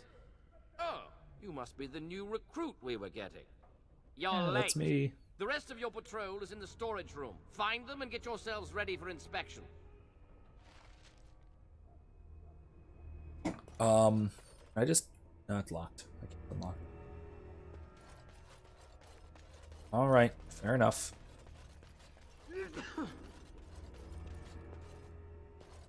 Did you need something? I was told we should get ready for inspection. Thank the Maker. What are we going to do about him, though? So the assistant quartermaster is a little miffed with us at present. I told you we should have put those potatoes in the cellar straight away. Some things went amiss. Mistakes were made. The quartermaster got chewed out by Tern Loghain, and then he chewed out the assistant. And now to get back at us for landing him in trouble, the assistant quartermaster won't give us our blades. And you can't pass inspection without a regulation sword. Great, what do we do? He's got no beef with you. Maybe you could talk to him? Fine, I'll handle him. He's down the hall in the armory. Maker, help us.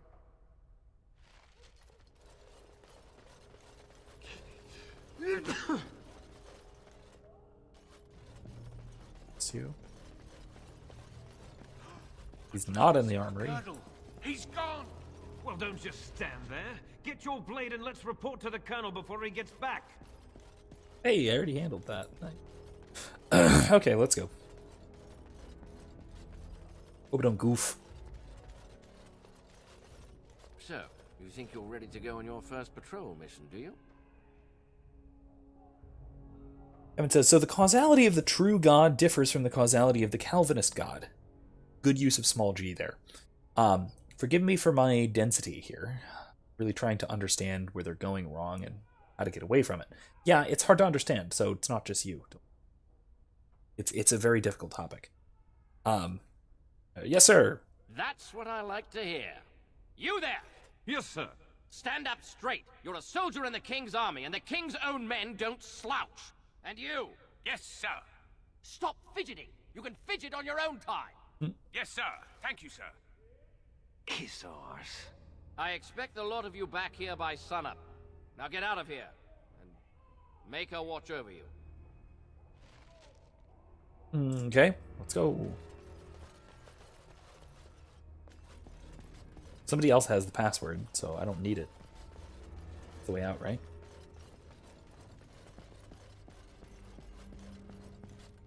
Password? Rabbit, I think.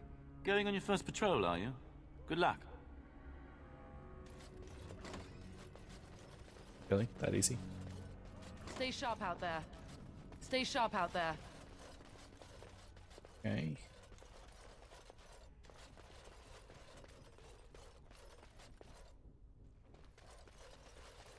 It was a surprisingly easy escape.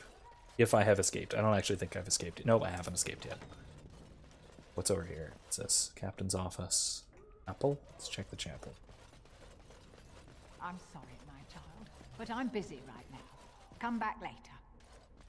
Sure. I'm sorry, my child, Okay, but fair I'm enough. busy right now. Come back later. Let's go bother the captain. It's always a proud day when a soldier takes up real duties. Andraste, watch over you lot. It's always a proud day when a soldier takes up real duties. Andraste, watch over you. Hey! Whoa. For you lot. I forgot I could do that. Alright, let's keep going. Good luck out there. Waiting room.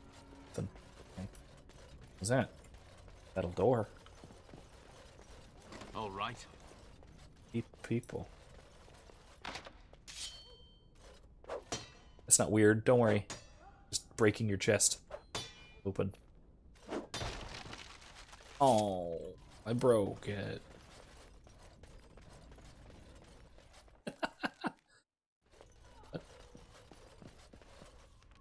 Get out of here.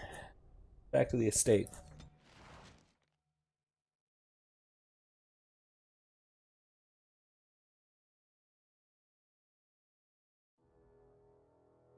Comparatively easy escape, I would say.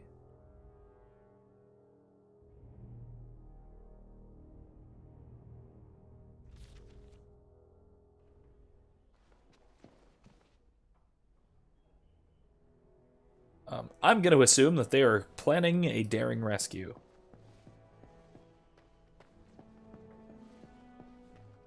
Maybe. By the look of things, yeah. What do we got in here? Morgan.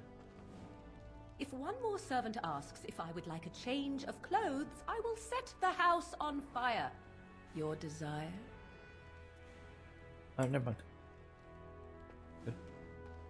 Looks like we're good. Alright. Molinism. Maker's breath. It's good to see you in one piece, my friend. Indeed. After your rather alarming lack of subtlety, I feared the worst for you. I prayed for your safe return. What? You betrayed me. Well, what did you expect me to do? You announced me to my father's most trusted lackey. Did the purpose of my disguise entirely escape you? I barely managed to slip away from her when we reached the palace. I am hoping that, despite our unfortunate beginning, we can still work together. Will you hear me out?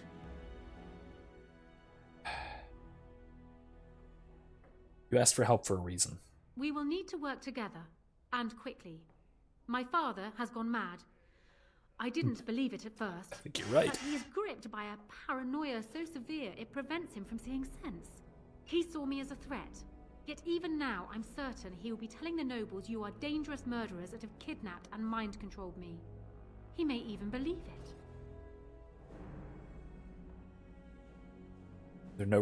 Is there no way to reason with him? I thought so. I'd hoped so. Howe's influence was strong. His death can only be a good thing, but even that will not be enough.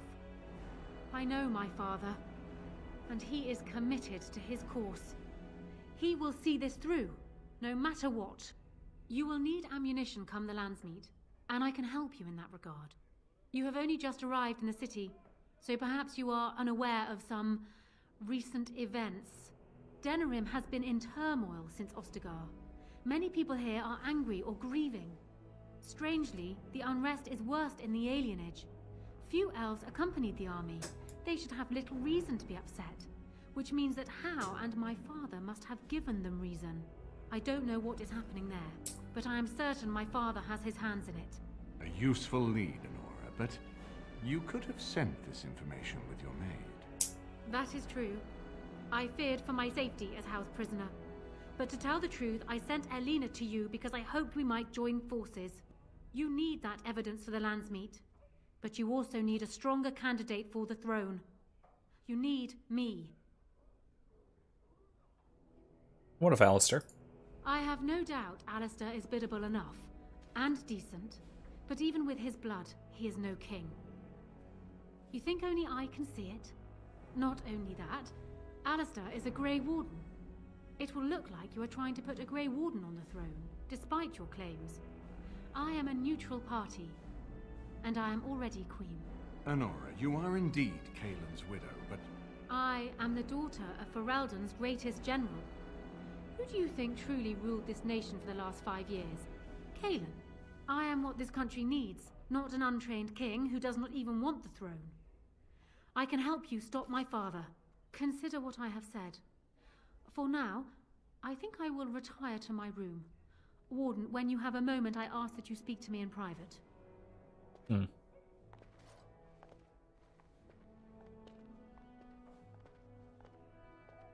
Well, she's quite spirited. I remember when Loghain first brought her to Denerim. Poor Caelan was a good boy, but Honora was always 2 steps ahead. Had him jumping when she snapped since the first time she batted her eyelashes. I cannot help thinking she may be trouble, but we should keep her close, all the same. So Kevin asks where he should go to get the fundamentals of understanding causality as I'm describing. At least 1, maybe 2 places. Anything on... Aquinas gives a decent explanation, although Thomists since have probably done more clearly. On the distinction between primary and secondary causality. God's causality is primary, ours is secondary. Both are equally real, but on sort of different layers. I'll find the citation for it. I think, hopefully. I think it's somewhere in the Summa Theologiae, but it might only be in Summa Contra Gentiles. I'll have to look. Or secondary sources. You can look to secondary sources. Phaser has a chapter on it in Scholastic Metaphysics that I think I remember being pretty good. So there you go. And then also some of Tolkien's letters. He talks about our sub-creation in this way, using very Thomistic language. So I would point you to either Tolkien's letters in particular, but then also there is a book by an author... surname is Macintosh, I forget his first name, called The Flame Imperishable, where he looks at Tolkien's works and his letters and such through a Thomistic eye. And he has a great chapter in that book. He also has a blog. But I highly, highly, highly recommend that book. It's great. It's pretty high-minded philosophy, though. I wouldn't sort of recommend it if you're not ready to really dive into some philosophy, but I really highly recommend the book. It's very good. But those are a couple of places to look. Again, all that I'm going to put in the description after the stream's over. If you either can't find anything or want to know more about it, or you don't feel like looking there, feel free to ask in the Discord, and I'll throw whatever I find in there as well. Put it in the philosophy tab or whatever is appropriate. Why do you think she's trouble? Honora. This is an alliance of convenience. For the moment, we are united against Loghain. Be careful how much trust you place in her. I do not for a moment think Honora means to give up her power easily. Still, I would rather have her where we can watch her than actively working for Loghain.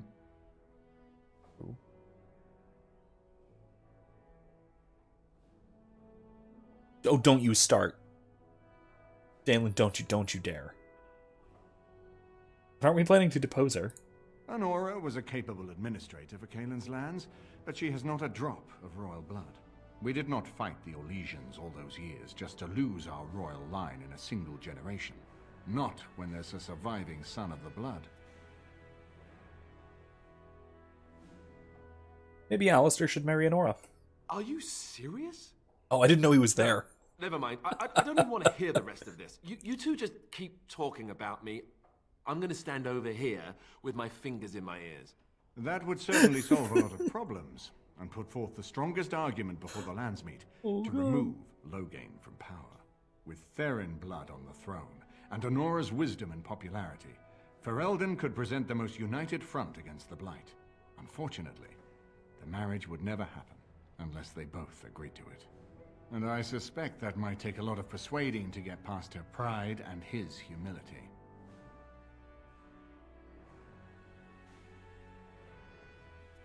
Okay, yeah, I get the rest of it. Sense. I legitimately did not realize he was there, which makes just talking about him like he's not there even funnier. Oh man, poor Alistair. Let's talk about something else. We certainly have a great deal to plan. What do you think he's doing in the alienage? Maker knows what that man is capable of now. Got work to do. Of course. If I might make a suggestion, go speak with Honora. She will either be a powerful ally or a powerful enemy, and the sooner we know which she is, the better. Alright, so while we're here, let's talk with Alistair and apologize for that. I haven't been here in a while. They've changed the dining room. Ask away. Have some questions. Of course. Never mind. Do you want to marry a random stranger? It'd be really convenient for political reasons. Alright, cool.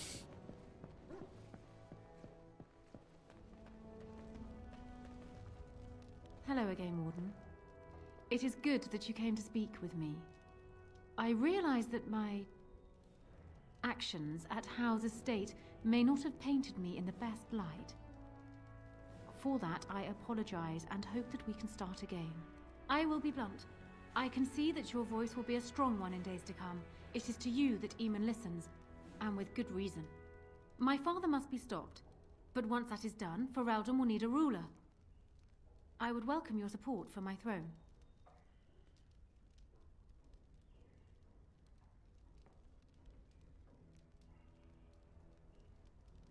Are you proposing an alliance? That is exactly what I am proposing. When the time comes, you support my bid in the Landsmeet to remain on the throne. You will be seen as my father's enemy, yet you will be in support of his daughter. You will be seen as supporting the interests of Ferelden, as opposed to solely those of the Grey Wardens. In return, I add my voice to yours. Do you see? Together we can do what alone we cannot.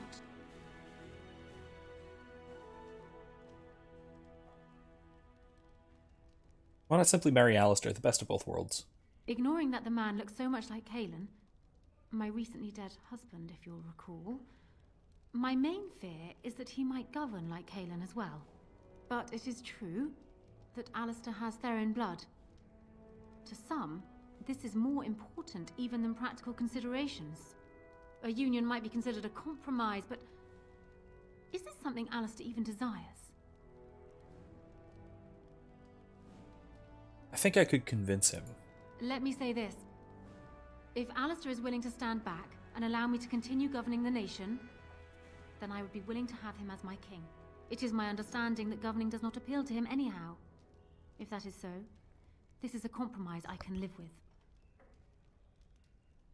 I'll speak to him then. Do so. I will be interested to hear what he has to say.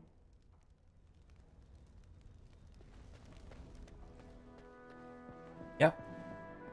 Awkward. Still awkward. Not gonna stop. Not gonna stop being awkward. So I'm guessing someone told Honora I was planning to steal her throne. She has a nasty glare.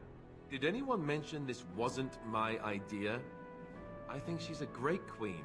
As far as I'm concerned, she's welcome to it. I think you'd be a great king, Alistair. Really? Whatever will give you that idea?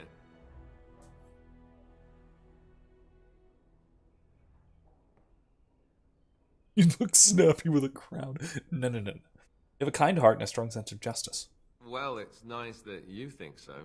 What do you think I should do? Go ahead and be king, just to let it happen? I think you should marry Honora. Marry her? As in marriage? As in be her husband? You've spoken to her about this? You did, didn't you? Why would you do that? Did you take a blow to the head? That's crazy. I mean, I did take a blow to the head, but she can rule while you lead. It's perfect. I suppose. I don't know how much of a leader I am, but at least I know she's a good ruler. Go ahead, then. Tell her I'll do it if it comes to that. Now, excuse me while I go have a small heart attack somewhere. No big deal, right?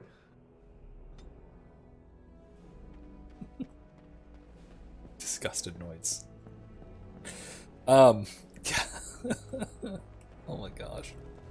Oh, come on, Alistair. I mean, anyway. Well, have you spoken to my lucky betrothed yet? Stop. Or will we be reduced to passing notes? Stop. You're making it worse. Oh, God. He's agreed to your terms. He has? Maker, no. Wasn't expecting that, to tell you the truth. To marry Kaelin's brother. Well, I suppose stranger things have happened. If it will truly help matters... Is this it, then? I agree to marry Alistair to retain my throne, and in exchange I give you my support. If not, then tell me now. Let's do it. Kevin says, really, the idea of being free makes me want to prostrate myself before God and do as he wills. The deterministic God idea had me, ironically, wanting to rebel.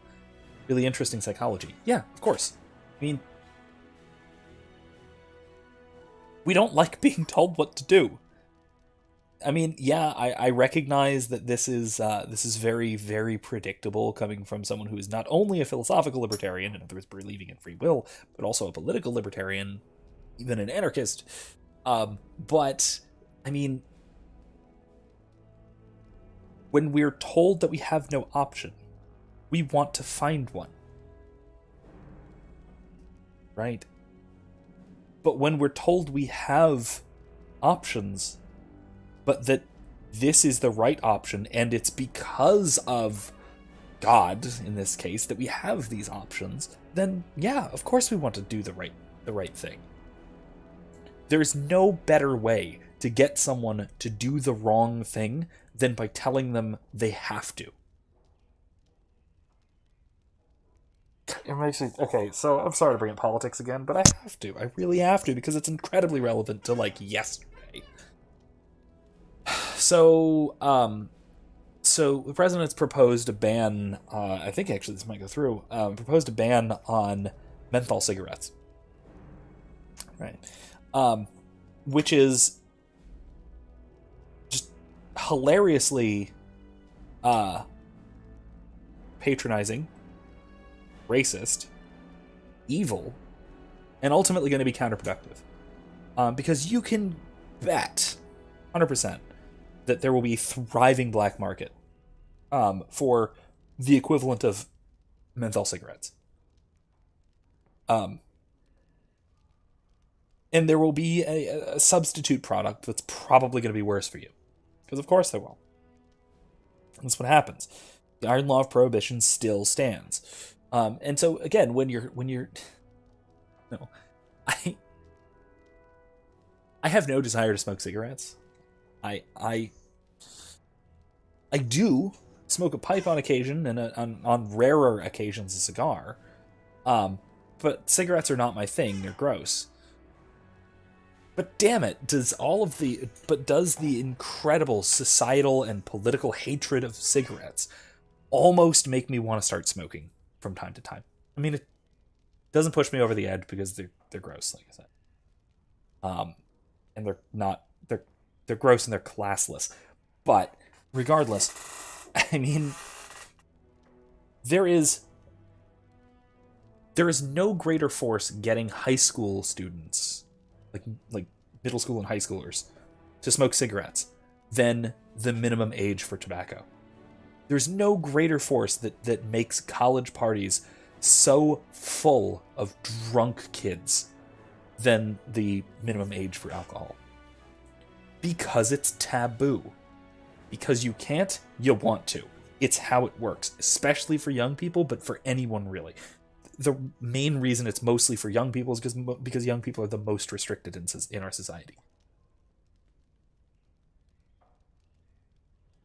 If instead of telling you you're an evil person if you smoke cigarettes, you're irresponsible, you're going to kill yourself and others, and we're going to legally punish you. If instead you just say, hey, these are gross and not in any way cultured. If it's a societal push, if it's a cool factor type thing, then yeah, my reasons for not wanting to smoke cigarettes have very little to do with health. I mean, a little bit. I mean, I don't want to be, a pack-a-day smoker because I'll die eventually, but I'll die eventually anyway. My main reason is because they're gross and because they're compared to other vices, so to speak, other comparatively unhealthy things that I partake in. So, drinking. Had a beer stream tonight. I eat fast food on occasion, whatever. Stuff like that, right? Compared to other, so-called vices, they're not... I'm not told so often that I can't or shouldn't. The only appeal to smoking cigarettes would be if I couldn't do it. If I wasn't allowed to. And that's, I mean, even in some cases for like illegal drugs, like narcotics and such. That's the appeal for a lot of people. Especially for weed, right? For pot, right? Pot's just edgy enough to be cool. Again, in some circles, I don't get that, but again, please recall, I am what is referred to as a square. Anyway, yeah, it's a kind of reverse psychology, like Kylie says. Yeah, absolutely. Kevin says, I'm not thinking of bulk purchasing. I am thinking of bulk purchasing menthols now. I'm going to be the menthol Don. Yeah, that's really appealing, honestly. It's really appealing.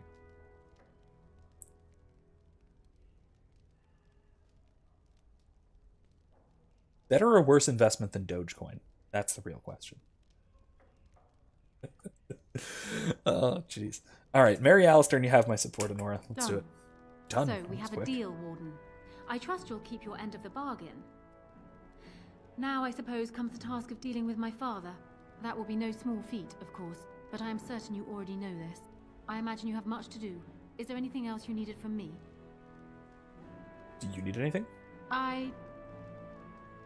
No. And while I know your concern is hardly disinterested, still, thank you. Right. Let's go tell Alistair the good news. Does he need to be told? I haven't been here in a while. They've changed it? Ask away.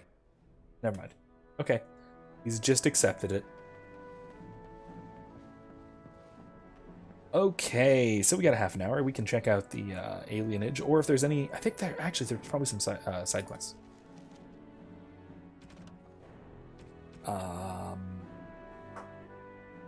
Who is survival?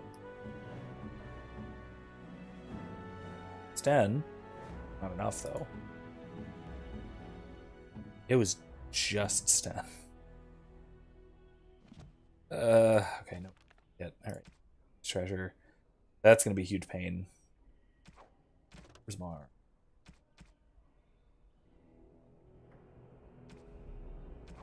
Eventually, maybe.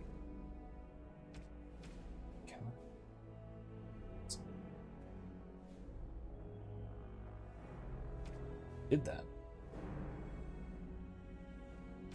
But I did that too. Okay.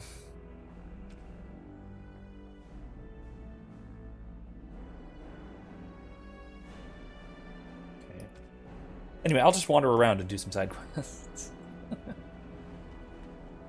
Before I go to the alienage. Yes. Let's go with Morgan, Alistair, Zevran. Yes.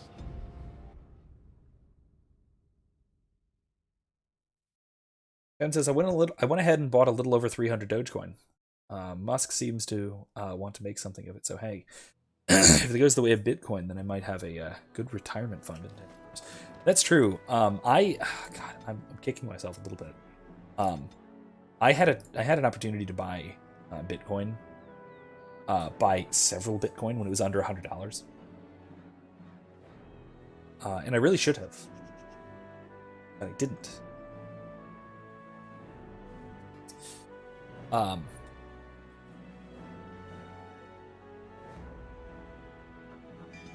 Let's do that.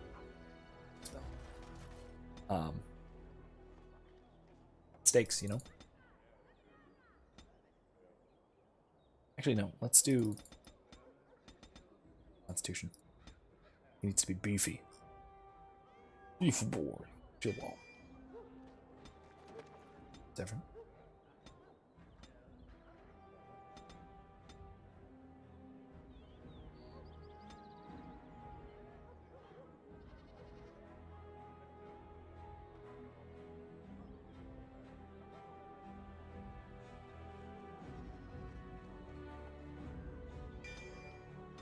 That'll do.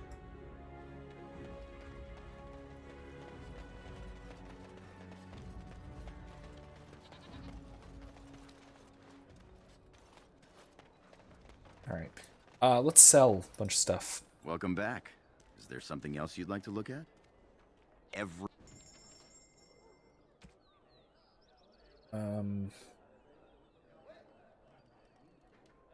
need that really at all.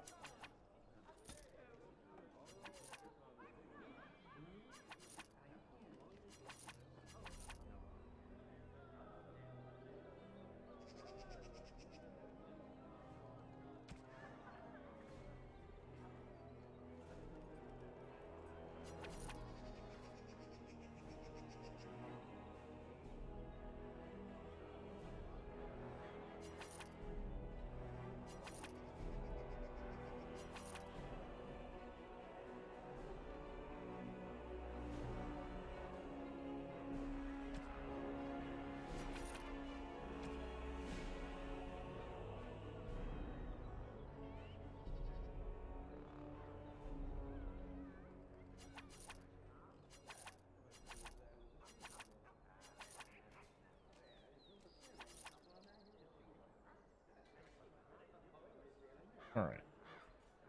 That's for Zevran. So let's give that to Zevran.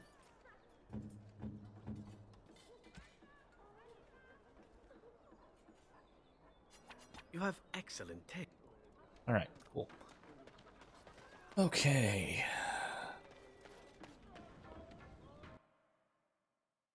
Give stuff to that bartender. Good night, Kylie. Thanks for stopping in. See you next time. Hopefully see you Thursday. What can I get you, stranger?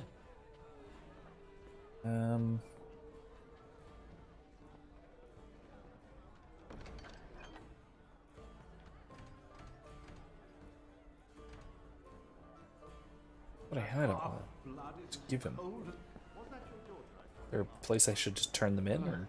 Probably. Hebron has done nothing since we've arrived except spend coin on herself. May I help you? I was asked to give this to you. Zalstana, sister of the... Almenrix, explain yourself. My brother would no more part with this ring than with his head.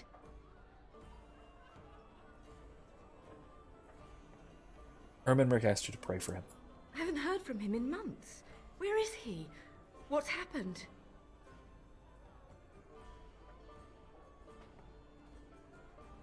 He's captured while chasing a Maleficar.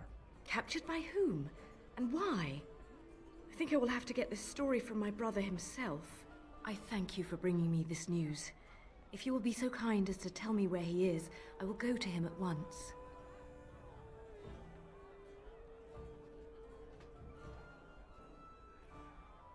Let's not make it sound like blackmail. He's in the dungeon of the Arl of Denerim's estate. A dungeon? What? No. I will go to him at once. Someone will answer for this. Take this with my thanks. It has been in my family since the War of Crowns, crafted for us by the Circle of Magi. An heirloom is a small thing compared to my brother's life.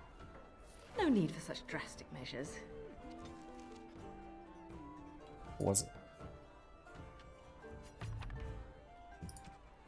Put my stuff back on.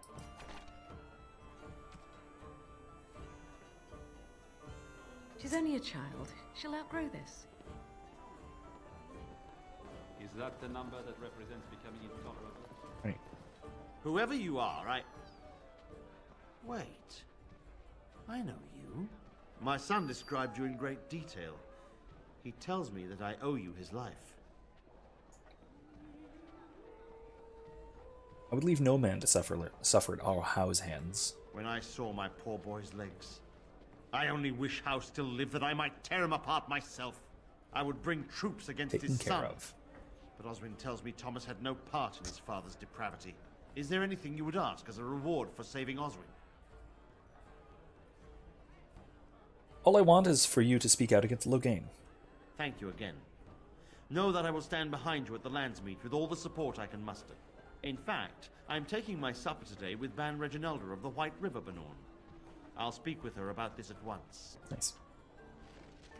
This is how politics is done, I suppose. I mean... Maker's blessings upon you, Warden.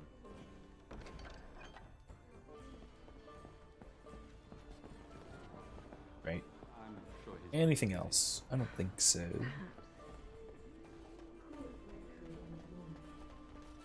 Nothing else here. Will you be attending the funeral? No. Hey, let's move on.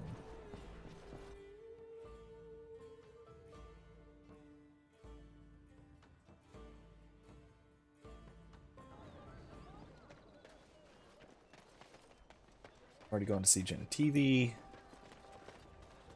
Let's check the wonders of Thetis. Magic shop. Here. One here.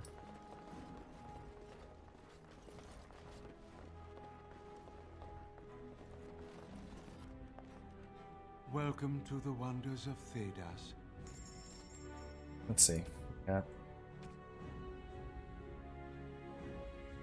Bye. These things we ought to get. Winter's Breath. That's nice, but...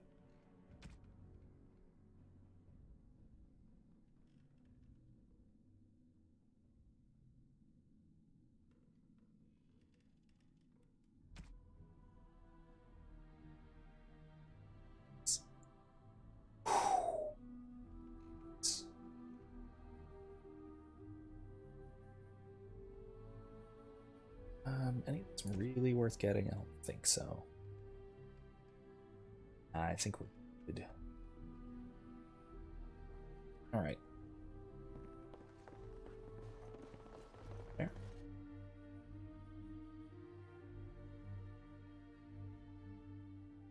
Yeah, we'll just run through everywhere, check on the last few things. I don't want to start the alienage really too much earnest tonight. Might go there, look around a little bit before heading on out. How do I get through here? There's a door here. I know there's a door here. Fine, I suppose.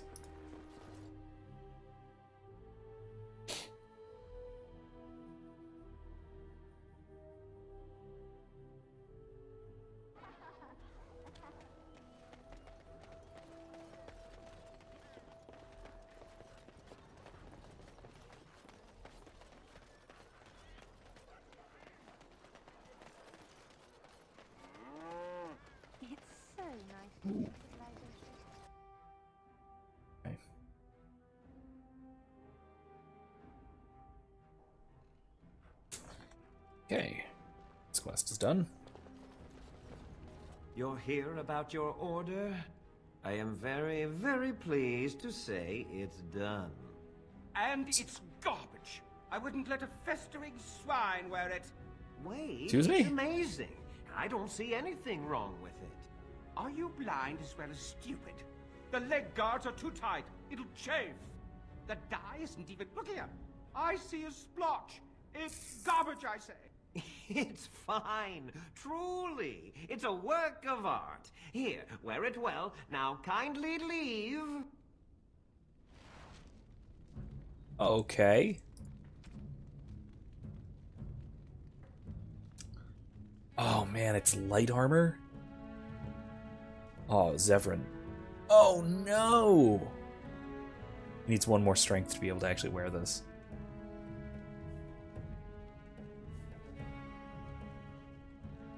It's light armor. Man, that's... Okay, well, we need to give him one more strength next level up so he can wear it. That'll be very, very good. Very good indeed.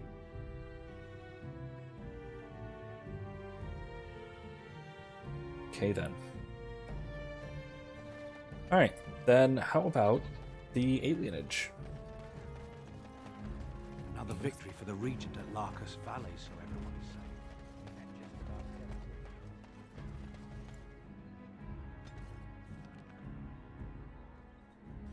They go.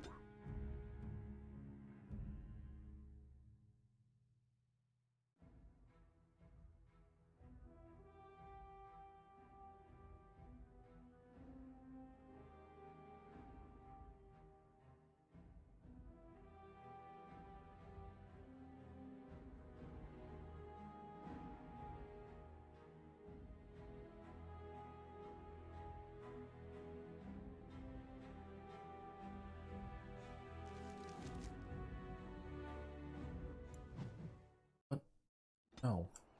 Okay, we're here. Cool. Alright, well, let's check this out. We've got, like I said, we got like 20 minutes. That's not enough to actually finish any real quests around here, but we can at least We are get grateful. started. The compact is renewed.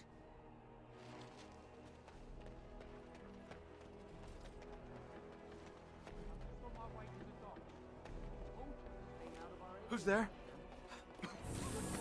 I can't see. If that helped. No.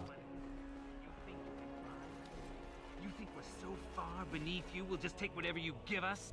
Someone's coming. Thanks for running those thugs off. I thought they were gonna kill me. What's that about? I knew I shouldn't have cut through here. Bloody knife ears. What? Okay. Going. So what's going on? Then.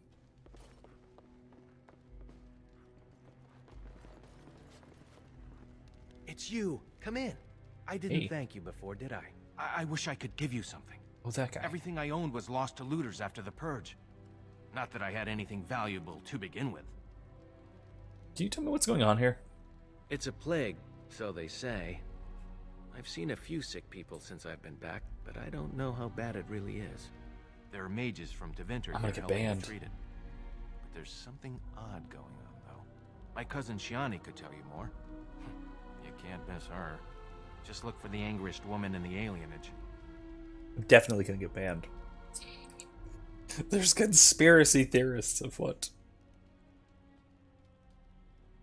I mean, look, if things are looking really weird, if there's sketchy motives involved, if there's people in authority that you really don't trust in charge of some of the type stuff, then, you know, what am I gonna do when just, you know, following the evidence, I guess. The Chantry allowed forbidden magic here? I guess so. I'd expect Templars here otherwise. Magical treatment work? I don't know. You can only find out for certain if it doesn't work. And no one wants to put it to a serious test. Understandable. I know you've already done a lot for me, but I have to ask. Could you talk to Shiani? Yeah. Please. I don't know what's going on here, but I know she's in over her head. Okay. I'll see what I can do. Really? I don't know what to say. Thank you. Make her bless you.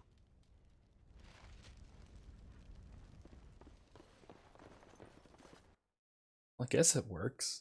You only really find out if it doesn't work. I hear that, I hear that those Tevinter spells might cause blood clots. All right.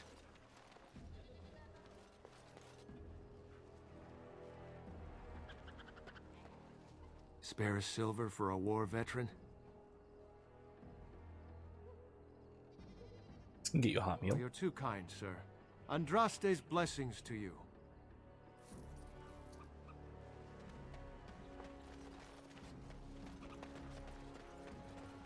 Elves plant these trees to remind themselves of who they once were, and then they pee on it. Charming symbolism, really. Jesus. Yeah. How do you even know they're they could just be chanting gibberish. It's not as if you'd have Zevran can tell us a little bit about... Perhaps I could have a try at that. Oh, you opened it. Okay. All right. Let's go then. Zevran?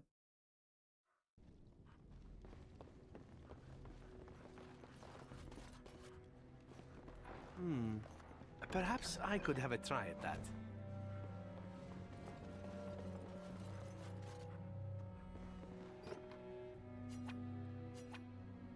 I don't.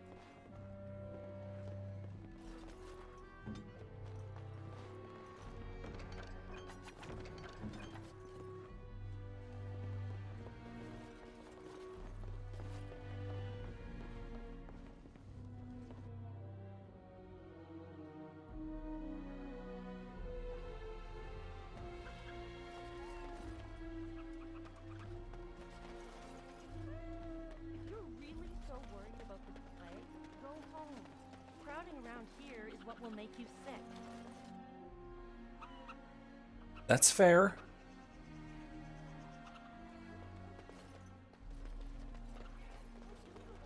You know, when there's a weird disease going around, sometimes you can just tell that people say they're taking it very seriously but aren't.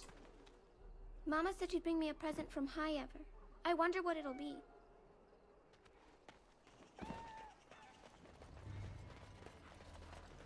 Like people who get all up in your face about your lack of precautions, like that, you know. Is someone there? Maker's blessing to you, child. Be not afraid. I still have some sight to see you by. I figure as I wander into the plague-ridden area, I completely forgot, honestly. I wander into the plague-ridden area with a bunch of conspiracy theorists who are actually onto something right at the end of the stream, and I can't just ramble on and on about, you know, the parallels.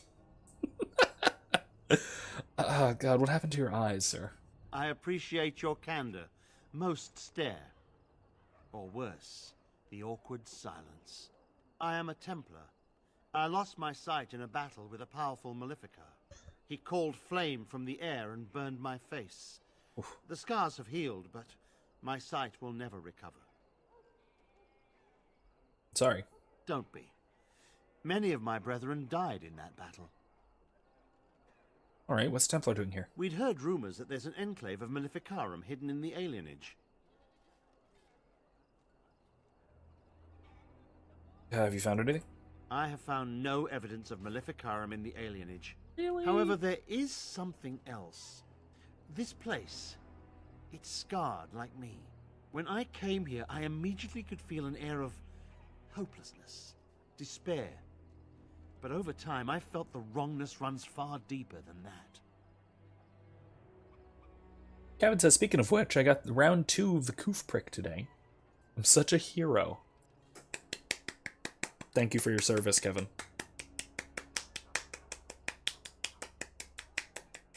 Anyway, I don't know, man. What am I gonna say?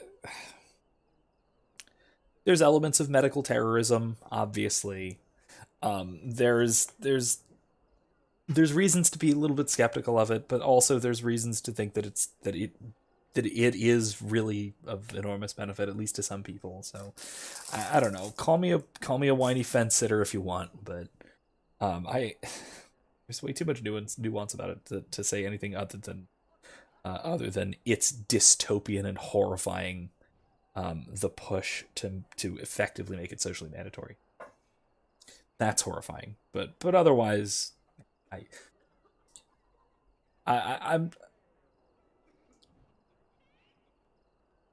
make your calculation, risk calculus. You know, if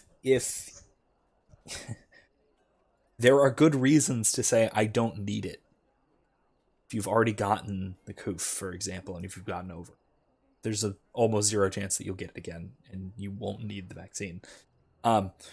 So there you go. Or if you're young, right? I'm fairly young still. I'm still in my 20s for a few more months. My risk factor from the actual disease is incredibly low. My risk factor for from the vaccine is also pretty darn low. But again, I don't know. It's a bigger uncertainty, really. My risk factor for the actual disease is even more astronomically low because, as I said, I already got it. Fairly certain there's false positives and stuff, so maybe not, but fairly certain I got it already. So again, my risk factor is basically zero. So make the decision for yourself. Honestly, I really. The more I think about it, no offense, Kevin, but the more I think about it, the more I object to kinds of reasoning like, well, somebody might require it for something. It's like, yeah, but the appropriate response to that is a gigantic middle finger. Because again, if somebody is requiring you to undergo medical procedures, that's generally considered a crime against humanity. So,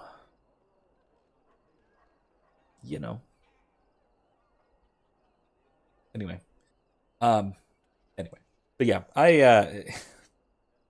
another thing that I think Dave Smith got like spot on. This was in Part of the Problem, his podcast from today, I think. I'll see if I can get just the clip. But if not, I'll get the whole podcast and I'll put timestamps in the description as well.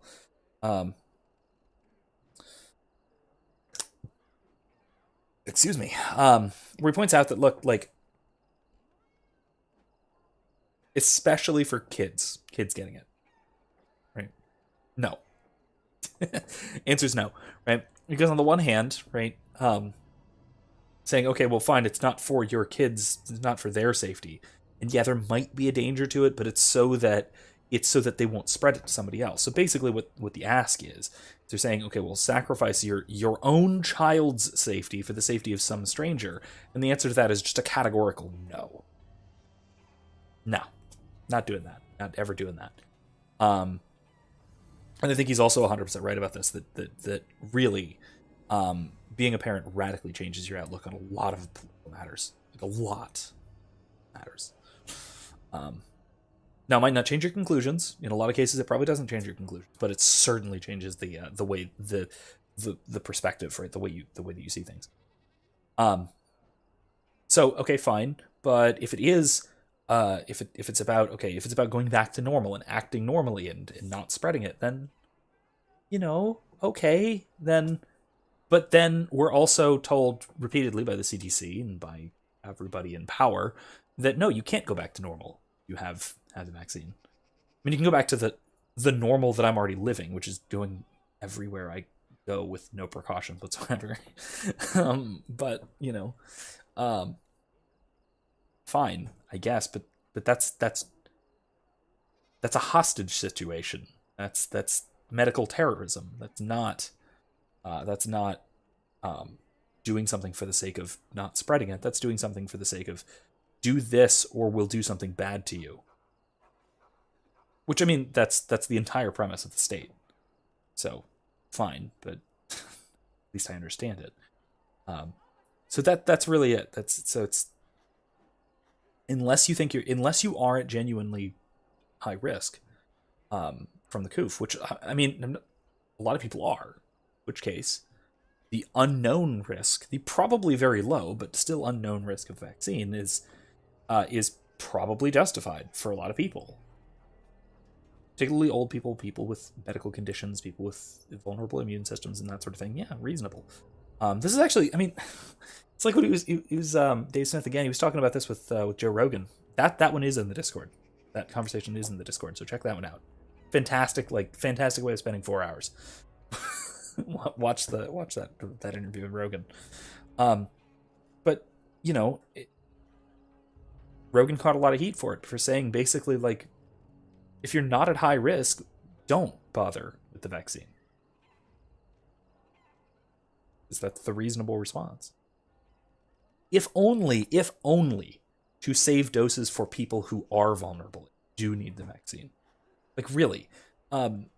Because there is a limited distribution of the thing, so, you know, if you're getting it, somebody else isn't. And that somebody else might be a lot more vulnerable than you. Okay, fair enough. Kevin got paid to do it. Suckers. Okay. Alright, I'll give you that. So yeah, okay, fair enough. That could be, that's reasonable. But again, I don't know. I'm already skeptical about medical procedures for that are unknown and untested and things like that. I also have maybe I shouldn't go into this too much, but I have a reaction to flu shots, to pretty much every kind of flu shot.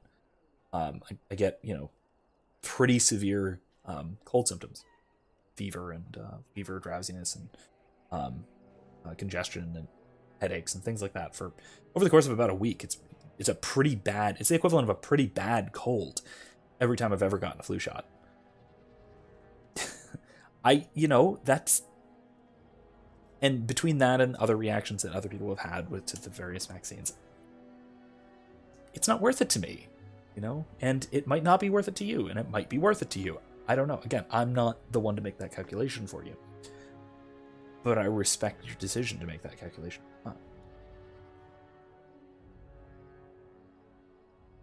Now, as far as, like, you know, things like wearing a mask in public, under most circumstances, I don't respect your choice to do that, if it's a choice.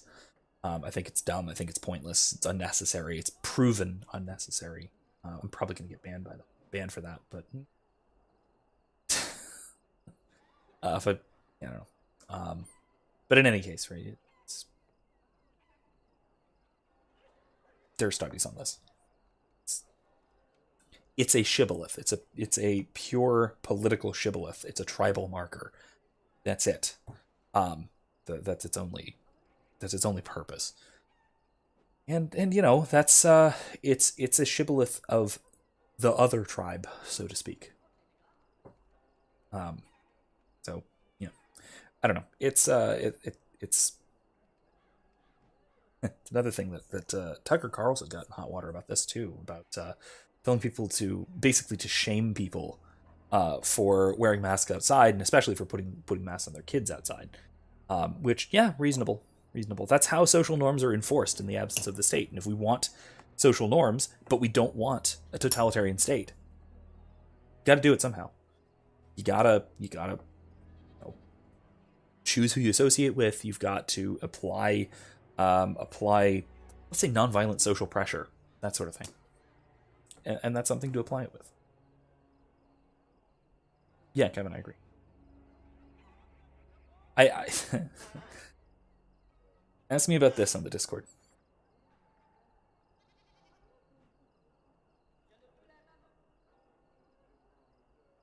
So, you don't sound very certain about this strangeness here.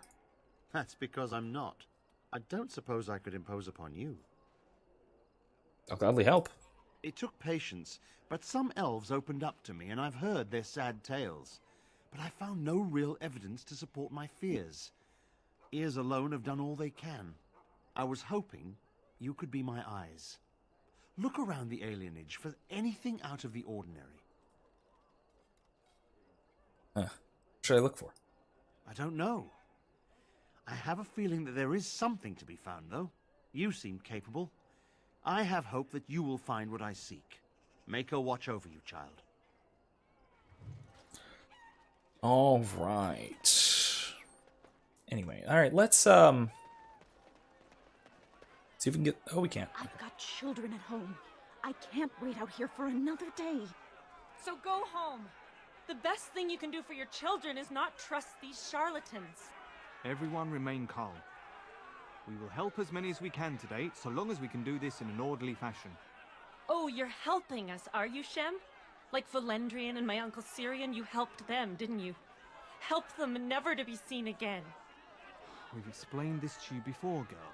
More whining will not persuade us to let you into the quarantine to carry plague back out to the alienage. Quit trying to get us all killed, Shiani. Some of us have still got things to live for. If this spell of theirs works, why are half the people they quarantine perfectly healthy? God, I'm gonna get banned. I heard there was trouble. Can I help? What's wrong, Shem? Did you get bored and decide to come watch the elves die of plague? Wait.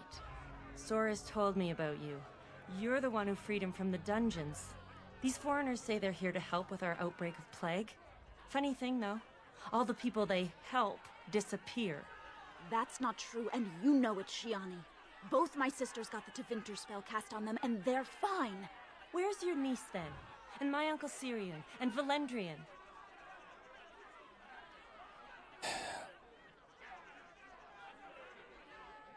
Does the Chantry know about the magic being used?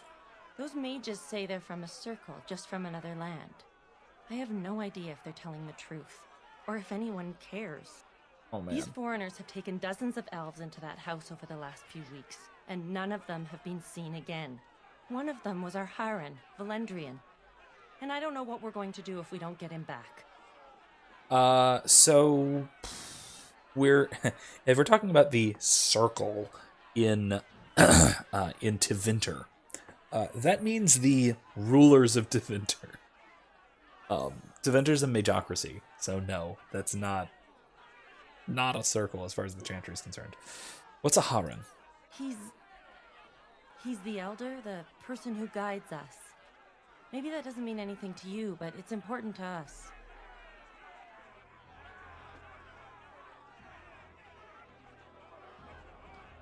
I'll try talking to the healers. You can try.